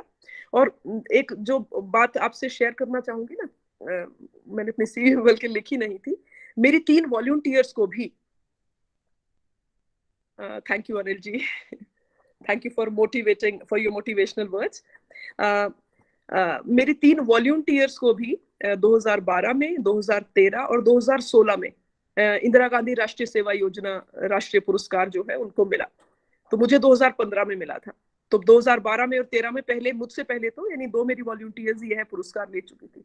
प्रणब मुखर्जी जी के 5 वर्ष के उसमें टेन्योर में 4 बार मैं, मतलब मेरी यूनिट उनसे राष्ट्रीय पुरस्कार लेने के लिए हम राष्ट्रपति भवन में, दरबार हॉल में हम गए। बहुत बड़ी अचीवमेंट थी ये। अब ना तो मेरे भाई मुझे मना कर रहे थे कोई काम करने से, ना मेरे पापा कह रहे थे बेटे कहाँ नहीं जाना, लड़कियों को, समझते हैं आप, बहुत बहुत मौके हैं, इसलिए कभी भी हतोत्साहित नहीं होना चाहिए। अगर आप में प्रतिभा है, अगर आप में डेडिकेशन है, ठीक है ना, और अगर आप अपनी अच्छाइयों को परिस्थितियों के सामने हारते नहीं हो, तो जिंदगी में आपको बहुत बहुत अवसर मिलते हैं, बहुत अवसर मिल जाते हैं। अगर मैं आज कहूँ, मेरे पास मेरी शादी से पहले जब मैं पढ़ती थी तो एक गोल्ड मेडल और कुछ 2-3 मेरे पास और प्राइजेस थे। आज मेरे पास 100 से भी ज्यादा प्राइजेस हैं, मतलब मेरे मेमेंटोस हैं मेरे घर में। तो क्या हुआ ना, तो उम्र किसी चीज की मोहताज है ना। तो कई बार लड़कियों को क्या लगता है कि हमें ये अवसर नहीं मिला, कोई बात नहीं, एक नहीं मिला अवसर दूसरा मिल जाएगा, दूसरा नहीं मिला तीसरा मिल जाएगा। अवसरों की कोई कमी नहीं होती जीवन में, और केवल मेमेंटो या कोई आपको अवार्ड मिले यही अवसर भी नहीं होते। आप अपना जीवन बहुत अच्छे से बिता रहे हैं, आप इंस्पायर कर रहे हैं किसी, आप खूबसूरत काम कर रहे हैं, वही आपका सशक्तिकरण है, ठीक है ना। आप अपने लिए नए अवसर तलाश रहे हैं, और आप समाज के प्रति, एनएसएस में तो आप, मुझे लगता है ये तो एक आपकी विचारधारा बन जाती है। बहुत सी ऐसी मेरी वॉलंटियर्स हैं, 2009 की भी ऐसी जुड़ी हुई जो वॉलंटियर्स हैं, आज तक बच्चे जुड़े हुए हैं। आप भी जैसे बुधेंद्र सर भी ये जरूर मानेंगे, स्टूडेंट्स तो जुड़ जाते हैं अपने टीचर्स के साथ, और जिनके साथ मिलकर आप कोई सेवा कार्य करते हो, तो वो तो जब परचम उठा लिया ना, एक बार झंडा उठा लेते हो जब आप एनएसएस का साथ में, एनएसएस की कैप आपने पहन ली, तो फिर तो एक लीडर आपके भीतर आ जाता है। तो आप आज भी, कई बार एक मेरे स्टूडेंट का फोन आया अभी कुछ दिन पहले, तो कहने लगी कि मैम मेरे पड़ोस में एक है, वो भाभी लगती है, तो मैंने पुलिस में जो है उनके हस्बैंड की रिपोर्ट कर दी है, डोमेस्टिक वायलेंस उनके घर में, बोले बहुत मारपीट, शराब पीकर वो आता है, और वो ऐसे ऐसे बोले, मैंने उन भाभी की मदद की। तो आप वॉलंटियर, वो लड़की भी शादी हो गई, उसके 2 बच्चे हैं, और आप एक वॉलंटियर हमेशा रहते हो। बात है केवल अपने आसपास के परिवेश के प्रति सजग होने की। तो न जाने कहां से आपके भीतर स्फूर्ति भरी रहती है जब आप कुछ अच्छा करते हो, लड़कियों में खास तौर से, लेकिन बॉयज में भी। ऐसा नहीं है कि केवल वो हम ये मान ले कि अब बॉयज को तो कुछ भी समझाने की जरूरत नहीं, ये सारे बालिकाओं के प्रति ही सारे वर्ष डेडिकेट हो गए हैं। और मुझे तो कई बार ये लगता है हमारे बेटे बहुत ही इग्नोर हो रहे हैं, है ना, बेटी बचाओ बेटी पढ़ाओ, और बेटों पर कोई ध्यान ही नहीं दे रहा है। बेटियां तो बच गई, और बेटियां अगर बहुत पढ़ जाती हैं तो फिर इनके लिए एक नया समाज चाहिए ना, वही तो विषमता है। क्योंकि अब इन बेटियों को एक नई तरह की अपने प्रति उम्मीदें हैं, इन बेटियों को एक नई तरह का अपने लिए व्यवहार चाहिए, और उसके लिए एक खूबसूरत समाज बनना चाहिए जिसमें बेटियों के लिए भी उतना ही स्थान हो जितना बेटों के लिए हो। तो उसके लिए हम अपने बेटों को जागरूक करके, यानी जितनी भी डेवलपमेंट है, महिलाओं की अगर डेवलपमेंट है, वो पुरुषों के बिना संभव नहीं है, क्योंकि यूनिट्स तो हम दो ही है ना। लड़कियों की डेवलपमेंट है, वो साथ में लड़कों को, बॉयज को, गर्ल्स को एक साथ हमें मोटिवेट करना होगा। समाज एक साथ उठेगा तभी आगे बढ़ेगा।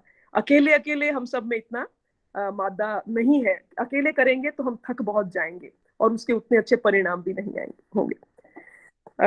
अब हम कुछ कॉन्क्रीट स्टेप्स की बात मैं करना चाहूंगी आपके साथ कि क्या ऐसी हमारी जिम्मेदारियों के अलावा और क्या क्या चीजें हैं। जैसे हमने बात की बेटी पढ़ाओ बेटी बचाओ जो स्कीम है, या जो अभी सेल्फी विद डॉटर एक जो कैंपेन थी उसकी हमने बात की थी, या हमने वो सेल्फी विद डॉटर जो जींद हरियाणा के एक गांव से शुरू हुई और उसने इतना तूल पकड़ा कि सबने बेटियों के साथ, और एक ये मन से ये बेटियां भी हमारा गौरव हैं, और हम उनके फोटोज अगर पहले ना बेटियों को छुपा कर रखो, बेटियों ऊपर किसी की नजर ना पड़े, और आज हम कहते हैं मेरी बेटी मेरा सम्मान है, मेरी बेटी। तो बेटियां सम्मान बने। जब हर बेटी पिता का सम्मान बनेगी तो वो बेटी एक वैल्यूएबल एसेट बन जाएगी। तो हमें भी जिन चीजों से माता पिता डरते हैं, हमें उन चीजों को, thank you Ragini, your comment has reached me, thank you so much. जिन चीजों से माता पिता घबराते हैं, जो फियर उनके भीतर है, वो फियर्स हम बेटियों को दूर करने हैं। हमें ये कहना कि आप तसल्ली से रहिए, हम आपकी बेटियां, हम बहुत बहुत आपका सच में हम भी वैसे ही नाम रोशन करेंगी। ऐसा नहीं कि बेटे नाम ही रोशन कर रहे हैं, लेकिन बेटियां बेटियां जरूर करेंगी मुझे लगता है, क्योंकि बेटियां जब जो करने की ठान लेती है ना, वो बेटों से भी ज्यादा करती हैं। बेटे तो सेल्फ कॉम्प्लेसेंट हो गए ना, पैदा हुए तो थाली बज गई, बस जी बेटे को और क्या चाहिए था, मैं दुनिया में आ गया हूँ, माता पिता मैं देखो आपकी प्यारी संतान बनकर आ गया हूँ। लेकिन बेटियों को प्रूव करना होता है कि हम भी अच्छे हैं, हम भी प्यारे हैं, और हमें भी आप प्यार कीजिए उतना ही जितना हमारे भाइयों को मिल रहा है या हमारे मेल काउंटर पार्ट्स को मिल रहा है।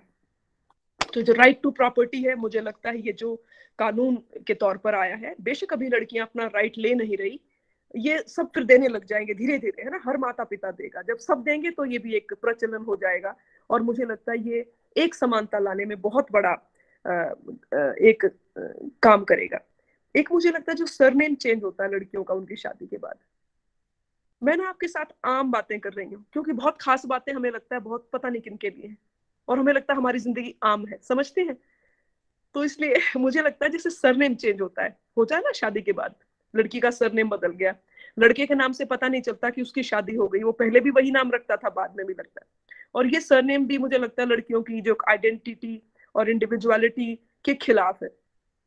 धीरे धीरे ऐसे मौके आने, मतलब जितने भी लड़के यहाँ सुन रहे हैं, तो उनसे मेरी रिक्वेस्ट है, उनकी मैरिज हो तो अपनी वाइफ्स के आप नाम चेंज नहीं करवाएंगे।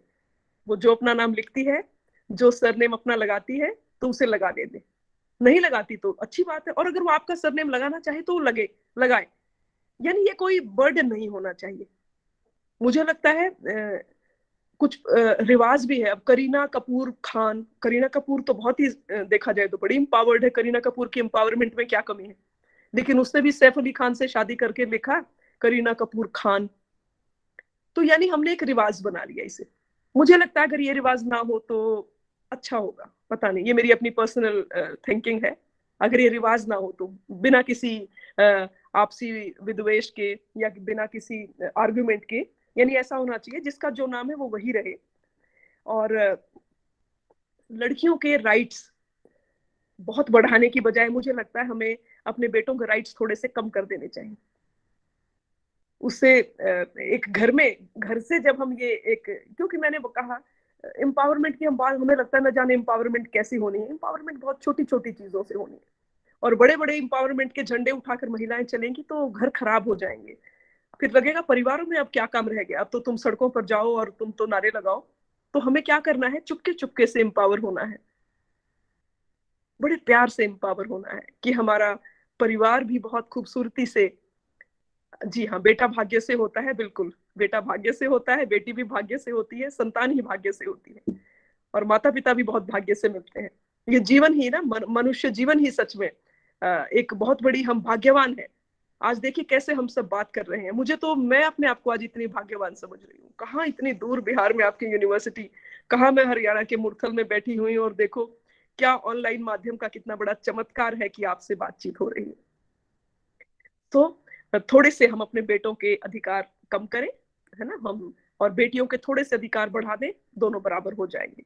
और समय है कि बेटों को भी एक यंग एज से ही, छोटी उम्र से ही हम एजुकेट करना शुरू करें और जेंडर सेंसिटाइजेशन शुरू से ही हम अपने बेटे बेटियों में एक प्रकार से इस तरह से सकारात्मक रूप से भरें कि उनको किसी प्रकार का, जब वो बड़े हों तो किसी प्रकार के संकोच या किसी तरह की पूर्व धारणाएं ना हो और वो बढ़िया पार्टनर्स बने, वो बढ़िया पिता बने, वो बढ़िया दोस्त बने, बढ़िया सहकर्मी बने। वो जहां भी हो उनके साथ महिलाएं, लड़कियां, बालिकाएं सब सुरक्षित हो। ऐसा ही तो माहौल हमें चाहिए। वही आज के दिन जो है सेफ्टी और जो वल्नरेबिलिटी है लड़कियों की, है ना, क्योंकि उस पर हमें एक ह्यूमन अप्रोच को हमें अपनाने की जरूरत है। मुझे लगता है जितनी अधिक विमेन लीडरशिप रोल्स में सामने आएंगी, बालिकाओं के मनोविकास में उतना ही ज्यादा जो है फायदा होगा। रोल मॉडल्स बनके जहां जहां जितनी पब्लिक स्पेसेस जितने महिलाओं से भरेंगे, धीरे धीरे जेंडर डिस्क्रिमिनेशन खत्म होगा, एक पैरिटी बनेगी, एक इक्विटेबल सोच बनेगी और महिलाएं और पुरुष दोनों ही एक इक्वल फ्यूचर दोनों अचीव कर पाएंगे। मुझे लगता है मेरा समय शायद मैंने कुछ ज्यादा ही ले लिया होगा। बहुत बहुत शुक्रिया करती हूँ आपकी यूनिवर्सिटी का और आप सभी का, बहुत ही प्यारे स्टूडेंट्स जिन्होंने इतनी देर से आप सभी जुड़े हुए हैं। और रेणु जी, फिर से मैं पूरे आपके विभाग का, आपकी यूनिवर्सिटी का बहुत बहुत धन्यवाद करती हूँ जो आज आपने अपने बीच आने का मौका दिया। Thank you so much. Thank you so much, ma'am. Earlier, also 5 years before, also I was speechless, and today again I'm on the same scenario where I'm really falling short of words to reconcile your opinion, and I think this will be done by the NSS coordinator in a more effective manner. But I will just like to rephrase certain thoughts as you have quoted, where you have thrown light on some certain important issues, like how important it is to. I would just request Arjun's. Okay, sir, it's ma'am only. Okay, ma'am, there was some disturbance. Okay, thank you, ma'am. I will just request, and as I said, that there are certain things which I will just like to rephrase, as ma'am has said, on comfort zone, the inequalities. How is it important that the woman serves and then she rules? What important role is government playing in through various awareness campaigns and making people realize the role of women, such as the right to property? The thought process needs to be changed, whether it is in terms of gender sensitization, whether it is in terms of the myth of the youthfulness, the fairness, the beauty, and so many more concepts. It is also important for all of us to realize the fact that what exactly is the role of ours towards the society, towards the family, and our own self. Because there has been some degradation in the human values, which we really have to work upon. Thank you so much, ma'am, for sharing your opinion. I would proceed further by saying one phrase, that the strength of women and women's right around the world are especially important because that affects children and families, and the cascade effect is remarkable. I would now request our young female achievers to share their thoughts. Ms. Richa Sambari, the student of MA English, to please share her views. How did she achieve so many accolades? Please share your thoughts. Richa. Thank you very much, ma'am, and greetings of the day to everybody. As Jyoti ma'am said that we people need to urgently define the issues of social responsibility so that the major themes related to human beings can be shared among all genders. So one of the most significant realizations associated with empowering women has been linked to sustainability. Sustainability issues that sustainable development is not possible without equality between men and women, right? And hence it is a matter of prime most importance to empower women by maintaining gender equality and restoring women's dignity. Gender equality is the 5th Sustainable Development Goal of the UN. The UN acts to empower women and girls in all its programs. With stepped up action on gender equality, every part of the world can move towards sustainable development by 2030, leaving none behind. no men, no women. I believe that when women uplift themselves, men and children both benefits. A world where women and men can realize their full potential is an imperative. The UN declared in 1975 that 1975 to 1985, the decade for women, and focused its effort on policies to empower them. However, the past decade was when women came together themselves to stand up for what they believed in. In the 10 years just gone by, women empowered themselves. Sharing my experience on this, I would say we should know our potential and should not underestimate it because it's our inner self that will provide the zeal to move forward. We should always keep ourselves engaged in some activity, some or the other, any kind of. Since my early childhood, I used to deliver special lectures and programs related to electronic media, especially in All India Radio. As I was grown up in the campus of All India Radio, I didn't leave even opportunity to present myself or to put in my development, efforts in my development. I used to moderate some of the events also for Akashvani. I also moderated at college levels, university levels during my undergraduate course. So, all these were the events that boosted my confidence and generated a feeling of firm belief in self. It was all an enriching experience to own the stage. This is a very important for a woman to feel motivated and confident from inside, as a flourishing woman would lead to flourishing society. And this I could say because from my point of view, I could do my bit of work and feel contented. I could guide people around me at my level best, right? So year by year, I kept brushing up my skills and tried to freshen it up time to time. On August 12, 2018, I remember that I presented my college first time in state level International Youth Day celebration. It was organized by Bihar State AIDS Control Society, Government of Bihar. And like all other participants, I was also very nervous as I was very doubtful regarding my creativity.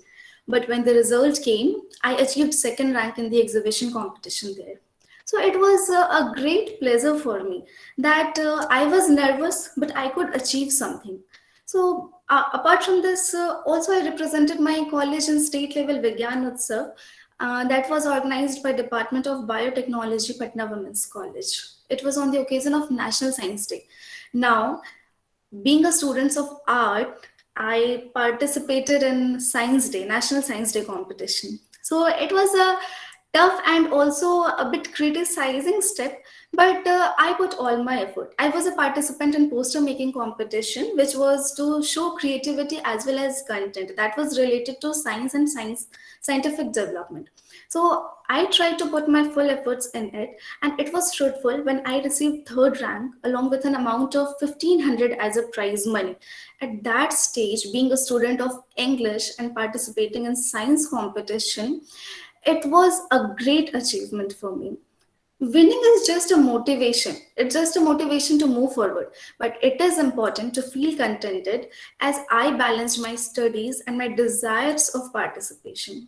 I used to move to different places on my own for such participations, which is the most distracting phenomena according to our society.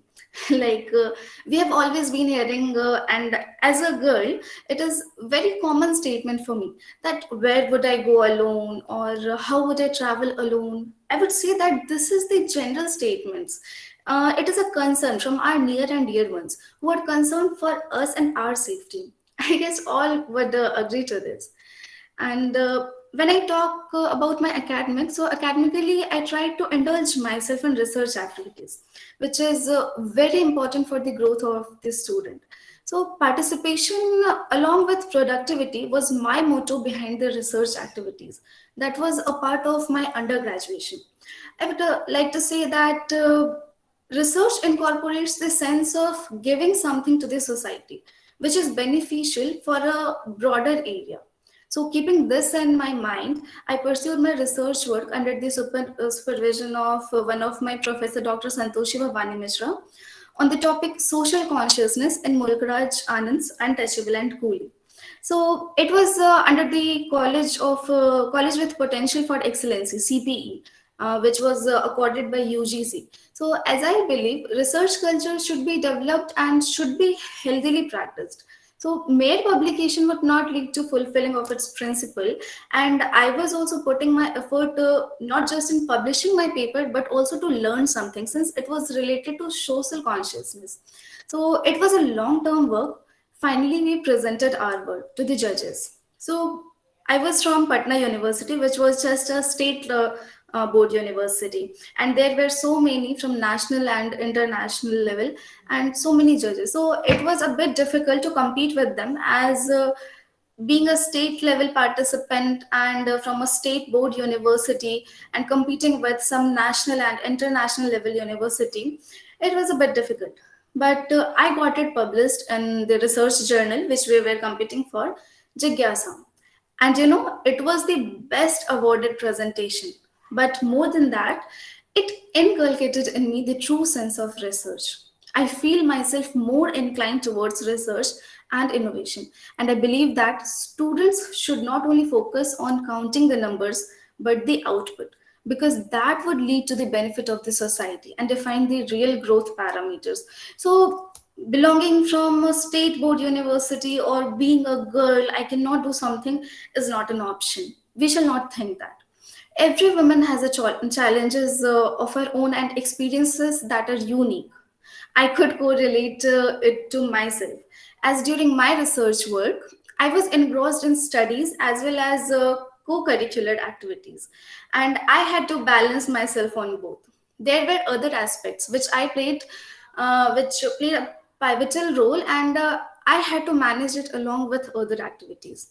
As a student, my responsibility towards my studies were equally important as at an individual level. So all kinds of outreach activities which I had to perform during the research work consumed a lot of time. But in order to give something authentic, I had to cut down my personal time and input it in my research work. I took help from various sources like my teachers, my family members, and opinions from my seniors. I won't take the credit alone that I did it. So there were several people around me that helped me. And it is with you people also, that when you look for an opportunity or when you try to develop yourself, you're not alone. You will find several people around you that is ready to help you. They are ready to criticize you, also ready to help you. So you need to identify that where your goal is taking you. I also invested a lot of time studying books in the library, which gave me moral support to pursue on the particular topic. So if you are not finding the people, find the books, or find the events, what your interest is in, identify that.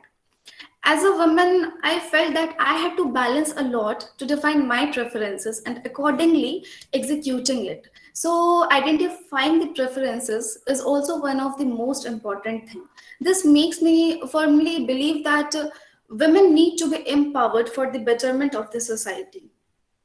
From academic to coming to my sports days, I was not very active, but to me, sports activity was an important as academics, because that leads to breaking the stereotypes associated with women.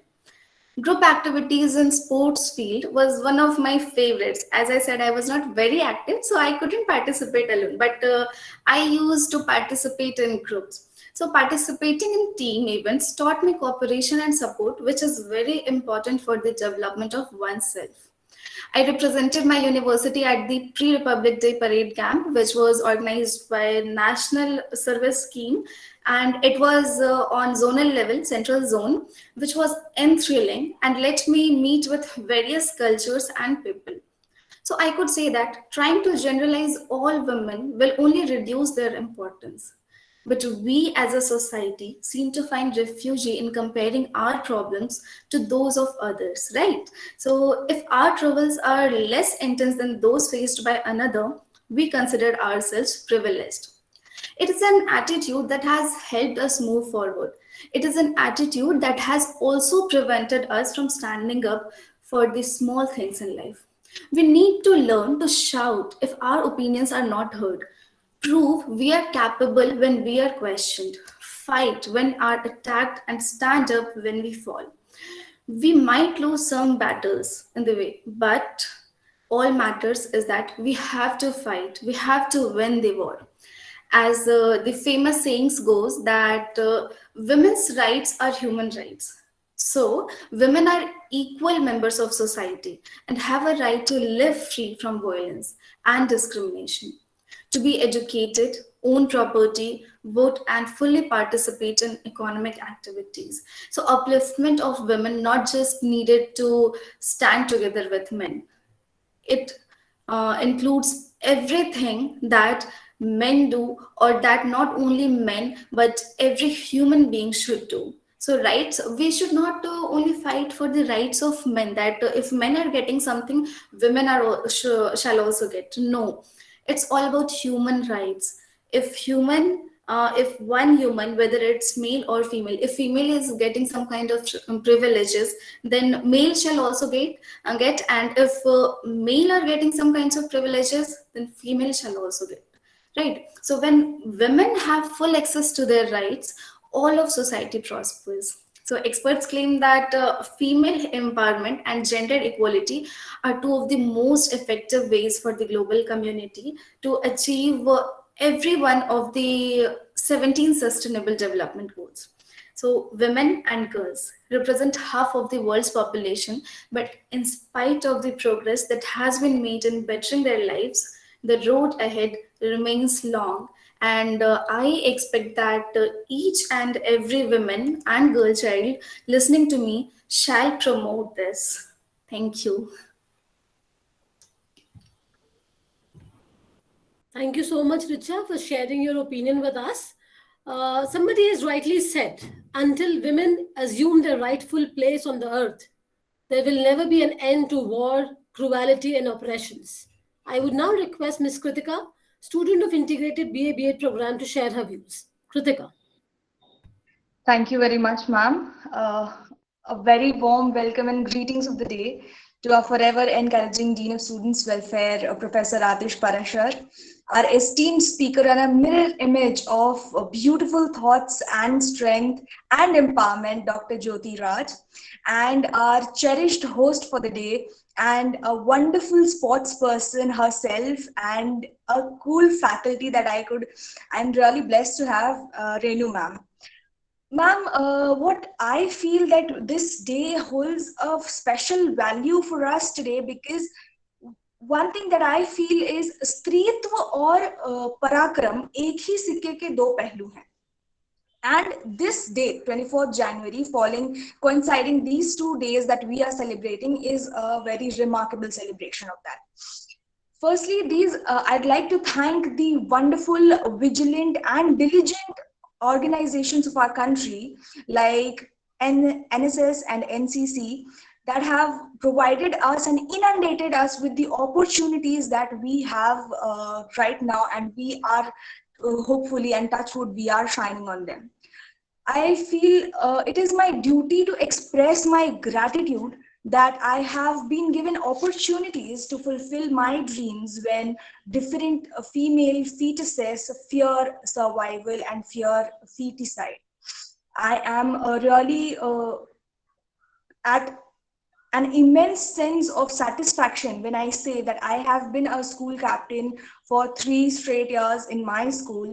I have been the student council in my +2, and I have had a good image in my university. And I cannot even thank my institution enough, that is Central University of South Bihar, for inundating us with the opportunities that we have had the entire year and the entire course that I have spent. Also, I would not have been such a proficient orator and have won awards in it until and unless my teachers would have empowered me to speak and to be what I am, despite the errors I have made. Had they outrightly rejected me when I made my first error, I would not have been here. I am strengthened, and I have a power of pen in my hand. I can write creatively, and I recently won awards in the DG NCC medallion, and that was a celebration of my NEP 2020 presentation with the Delhi Directorate, and I feel really happy and thankful that I have such supportive mentors like our assistant professor Pragya Gupta ma'am. And without her constant poking and encouragement and empowerment, I would not have reached the final positions that I have achieved. And touchwood, I really want you to keep me under the hollow of your hands and blessings. Furthermore, I would not emphasize more on about what I have achieved, but what together we collectively as women have achieved. We have, like personally, what I would say that I have been raised and I have been backed up with the upbringing by my parents of being an asset and not a liability. That is one of the biggest gifts that I think I am gratified for.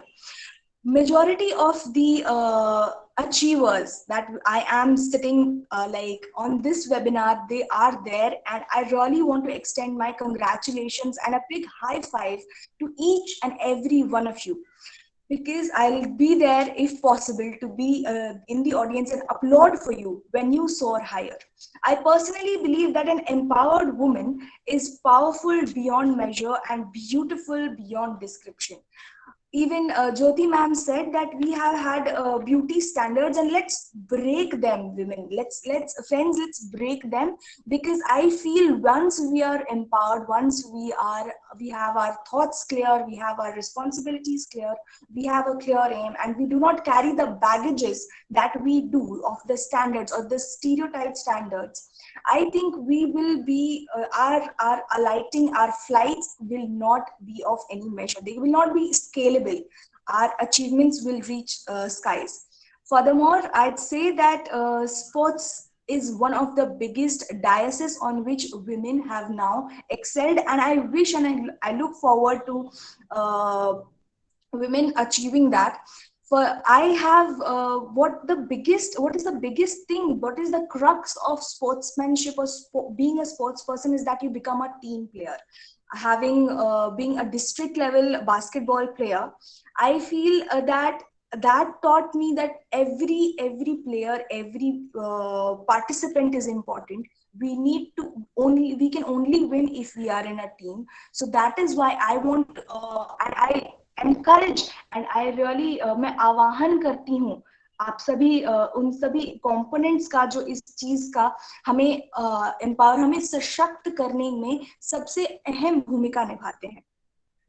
Furthermore, we being the stakeholders of the field of education, we have always come across quotes like, when you educate a man, you educate a man. But when you educate a woman, you educate a generation.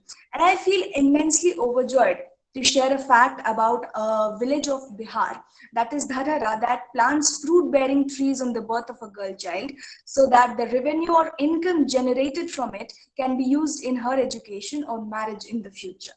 So that is one of the sweetest thing that you could come across in our state, Bihar.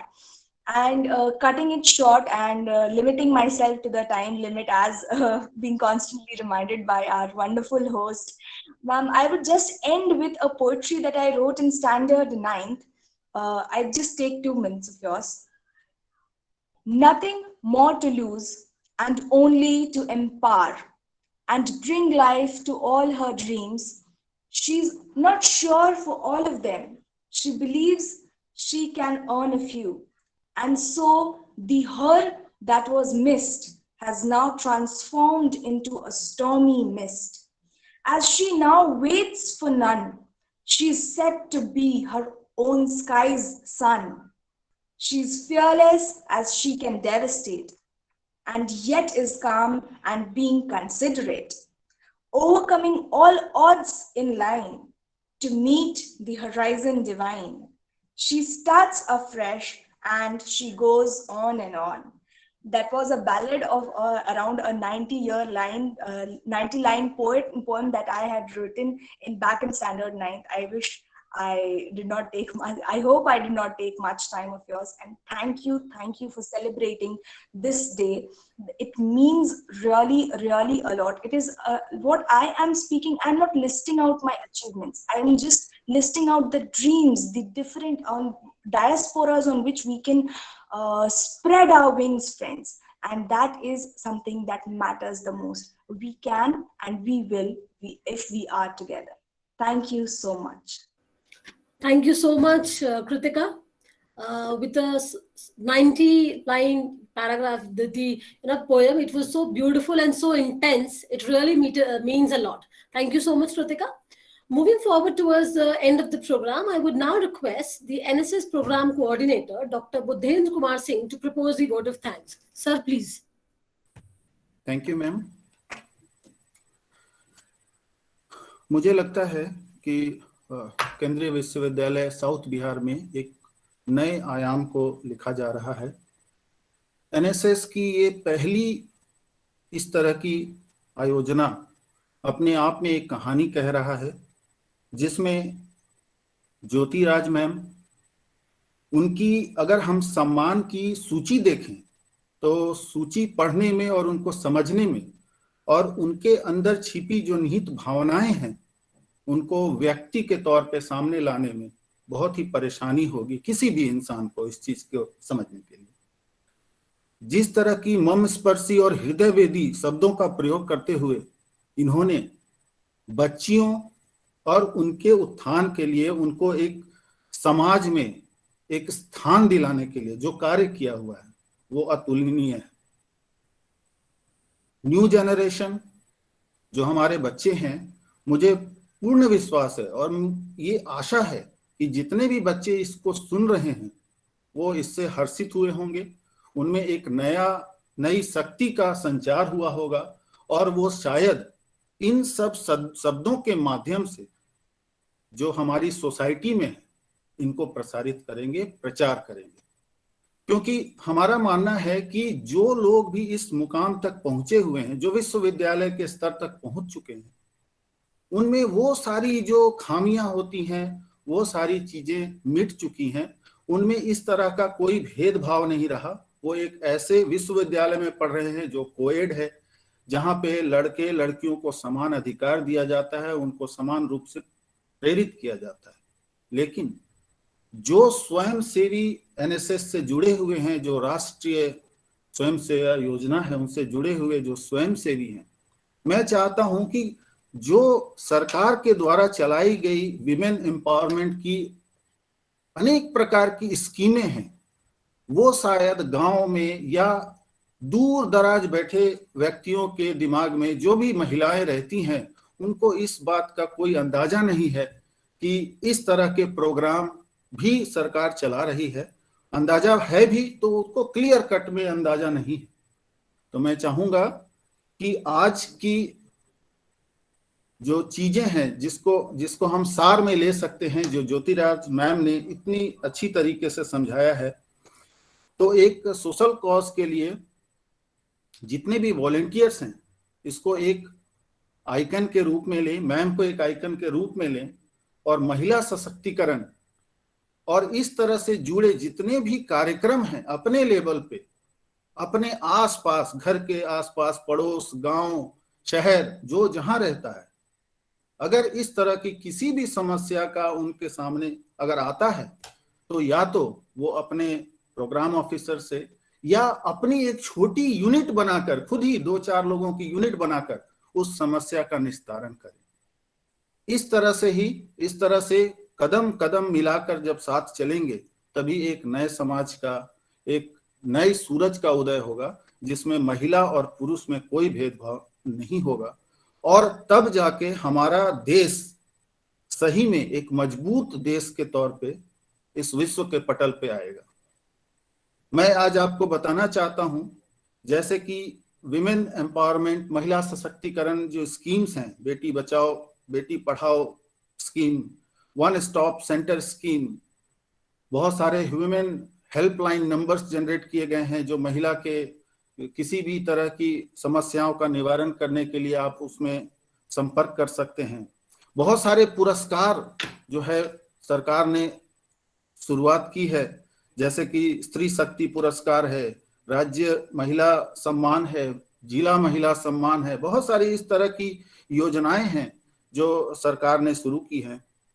तो हम आशा करते हैं, क्योंकि ये NSS का पहला programme है और एनएसएस यूनिट एक नई यूनिट है सेंट्रल यूनिवर्सिटी साउथ बिहार में, अभी नई स्थापित हुई है और इस सिलसिले में मैं तो विशेष रूप से धन्यवाद करना चाहूंगा डॉक्टर ज्योतिराज मैम का, जिन्होंने अपना बहुमूल्य समय इसके लिए दिया, और जो हमारे स्टूडेंट्स हैं, जो स्पेशली जो हमारे फीमेल वॉलेंटियर्स हैं, उनको इस लेवल पे इंस्पायर किया कि मुझे पूर्ण विश्वास है कि वो एक नई जोश और एक नई ऊर्जा के साथ इस एनएसएस के कार्यक्रम में शामिल होंगे और आजू बाजू के इलाके में, आजू बाजू के जो रिमोट एरियाज हैं, मैं आपको बता दूं मैम कि ये जो केंद्रीय विश्वविद्यालय है ये बहुत ही रिमोट एरिया में है, और यहाँ से अगर नजदीकी शहर देखें तो 25 किलोमीटर के आसपास में गया है, जो भी एक बहुत बड़े सिटी के तौर पे नहीं देखा जा सकता है, वो भी एक ग्रामीण क्षेत्र के तौर पे ही देखा जाना एक सही अर्थ में उसका होगा। तो आपके ये इंस्पायरिंग थॉट्स से बच्चों में जो नया संचार हुआ है ऊर्जा का, उसके लिए मैं बहुत बहुत धन्यवाद देता हूं मैम, और आशा करता हूं कि आगे के कार्यक्रमों में भी अगर हमें आपकी आवश्यकता पड़ी तो आप प्लीज जरूर आएं और अपने एक्सपीरियंस और विभिन्न क्षेत्रों में अपना किया गया योगदान वो बच्चों के साथ साझा करें, ताकि हमारे बच्चे भी इंस्पायर हों और धीरे धीरे करके ये हमारे बच्चे नहीं, देश के बच्चे हों, और ये विस्तारण जो है पूरे देश पे, पूरे विश्व लेवल पे हो जाए। इसके साथ ही मैं अब वोट ऑफ थैंक्स की तरफ बढ़ता हूं। तो अभी जितने भी लोग यहाँ पे उपस्थित हैं, बहुत सारे लोग ऐसे थे जो इससे जुड़ नहीं पाए क्योंकि गूगल मीट की क्षमता 100 की ही होती है। हमारे पास लगभग 300 की पार्टिसिपेंट लिस्ट थी, और बहुत सारे लोग जो है कनेक्ट डिसकनेक्ट हो रहे थे और 100 से ज्यादा कनेक्ट नहीं कर पा रहे थे। तो हो सकता है कि फ्रस्ट्रेट होकर वो दोबारा उसको ज्वाइन करना ना चाहे हों, लेकिन फिर भी ये वीडियो जो है वो यूट्यूब पे अपलोड होगा और उसकी लिंक जो है साझा कर दी जाएगी सबके साथ। तो मैं आशा करता हूं कि सब लोग इसका आनंद लेंगे और इससे प्रेरित होंगे मैडम को सुन के। सो फर्स्ट ऑफ ऑल मैं धन्यवाद देना चाहता हूं जितने भी पार्टिसिपेंट्स यहाँ पे अवेलेबल हैं, जिन्होंने इसको अटेंड किया, और हम लोग सच में बहुत फॉर्चुनेट हैं कि मैम ने हम लोगों का इनविटेशन, और स्पेशली रेनू मैम के कहने पे, क्योंकि शायद मैं मैम से हमारी मुलाकात नहीं हो पाती और मैं मैम को जान नहीं पाता, उनकी क्षमताओं और उनके योगदान का जो वर्णन आज हमें मिला है वो शायद मैं नहीं जान पाता। तो इसके लिए रेनू मैम को भी धन्यवाद, जिन्होंने ऐसे व्यक्तित्व से हम लोगों को साझा किया। जितने भी वॉलेंटियर्स यहाँ पे अवेलेबल हैं, मैं उन सब का भी धन्यवाद देना चाहता हूँ, और आशा करता हूँ कि आप लोग प्रेरित हुए होंगे और हमारे साथ कदम से कदम मिलाकर नॉट मी बट यू के लोगों पे, ध्येय पे काम करेंगे, और आज आसपास के ग्रामीण क्षेत्रों का को एक नए पटल पे लाने के लिए मिलकर प्रयास करेंगे। सो our words, if you say, will not be capable enough for communicating my gratitude to all the other speakers, especially Professor Atish Parasar, DSW, Dean of Student Welfare, who has accepted my invitation to give this welcome address, and the IQC coordinator, Professor Venkatesh Singh, who is my idol. Okay, especially again, I would like to thank, even though our Honorable Vice Chancellor is not available here right now, but still it's from my bottom of my heart, I always would like to thank, because he is a great follower of NSS. He was also a program officer of NSS in his college time and other places, and he was very fond of this sort of activity. He always looked for, whenever he meets me, वो हमेशा पूछते हैं what is going on, क्या कर रहे हो आप, तो कुछ कर ही नहीं रहे हो। हाँ, इस तरह की चीजें जो चलती हैं, तो उसमें एक अलग सा आत्मविश्वास होता है कि शायद हम में क्षमता है लेकिन हम उसको कर नहीं पा रहे हैं, एग्जीक्यूट नहीं कर पा रहे हैं। तो हमारी क्षमताओं को, हमारी कमियों को उजागर करते करते हमारी क्षमताओं को जो निखारने की कोशिश करता है, ऐसे आइकन को हमारा धन्यवाद, बहुत बहुत धन्यवाद। आपके जो वर्ड्स हैं वो हमारे लिए हमेशा इंस्पायरिंग रहते हैं और मोटिवेट करते हैं अच्छा काम करने के लिए। मैं धन्यवाद करना चाहता हूं मिस रीचा का, और मिस कृतिका का, जिन्होंने अपने व्यूज को शेयर किया इस तरीके से। जो बाकी जो आपके कलीग्स हैं, आप उनके साथ भी, ऐसा नहीं है कि केवल आपके व्यूज शेयर किए गए हैं तो बाकियों में कोई अचीवमेंट नहीं है, नहीं। हमारे पास जितनी भी बच्चियां हैं, जितने भी लोग इस यूनिवर्सिटी में पढ़ते हैं, सब में कोई ना कोई काबिलियत है। बस उस काबिलियत को निखारने की जरूरत है और हम लोग सब मिलके उस काबिलियत को निखारेंगे। और हम चाहेंगे कि हमारी यूनिवर्सिटी की जो लड़कियां हैं वो लड़कों से आगे जाएं, हाँ? और हम तहे दिल से इस क्षण का, इस पल का इंतजार करेंगे जब लोग कहेंगे इस विश्वविद्यालय को लड़कियों के नाम से जाना जाए, जो अचीवर्स हों वो लड़कियां रहें ज्यादा, और लड़के, ऐसा नहीं कि लड़के कम हो जाएं, ऐसा नहीं है, लेकिन एक नए चीज की शुरुआत हो और लोग मिल के काम करें। और on behalf of organizing committee, Miss Renu ma'am, who has put forward his effort to make this event successful, and Dr. Ravi Suryavanshi, who is not available here right now, but his contribution, Dr. Priya Ranjan sir, Dr. Narsingh Kumar sir, and all other faculty members and non-teaching staffs also, who has directly or indirectly supported us. Their effort, their support is highly commendable. I am totally grateful to them. I'll also would like to express my thanks to all those people who are not available right now and who were trying hard few moments back to join this program, but they were unable to. So I thank to them also. At least they tried, and they tried to listen Dr. Jyotiraj ma'am, and I hopefully they will listen later through YouTube link. I finally once again would like to thank all the speakers, including Dr. Jyotiraj ma'am, Professor Atish Parasar, Professor Venkatesh Singh, Miss Richa, Miss Kritika, and all other members here for their enthusiastic participation in this program and their support. Your feedbacks and suggestions for organizing such activity in future, if you have any thought or if you want to have a panel discussion for one social cause which you want to execute in the nearby locality, so that social cause can be taken as a key program, and that you people can organize that program for a brainstorming session and then pick out something which is very, very important to be executed in the nearby locality, and then we will take that as a challenge to execute with the help of all such eminent workers like ma'am and all other with ma'am, I mean to say Jyotiraj ma'am and all other such workers who has already worked for NSS, and they have a huge lot of experience in this regard.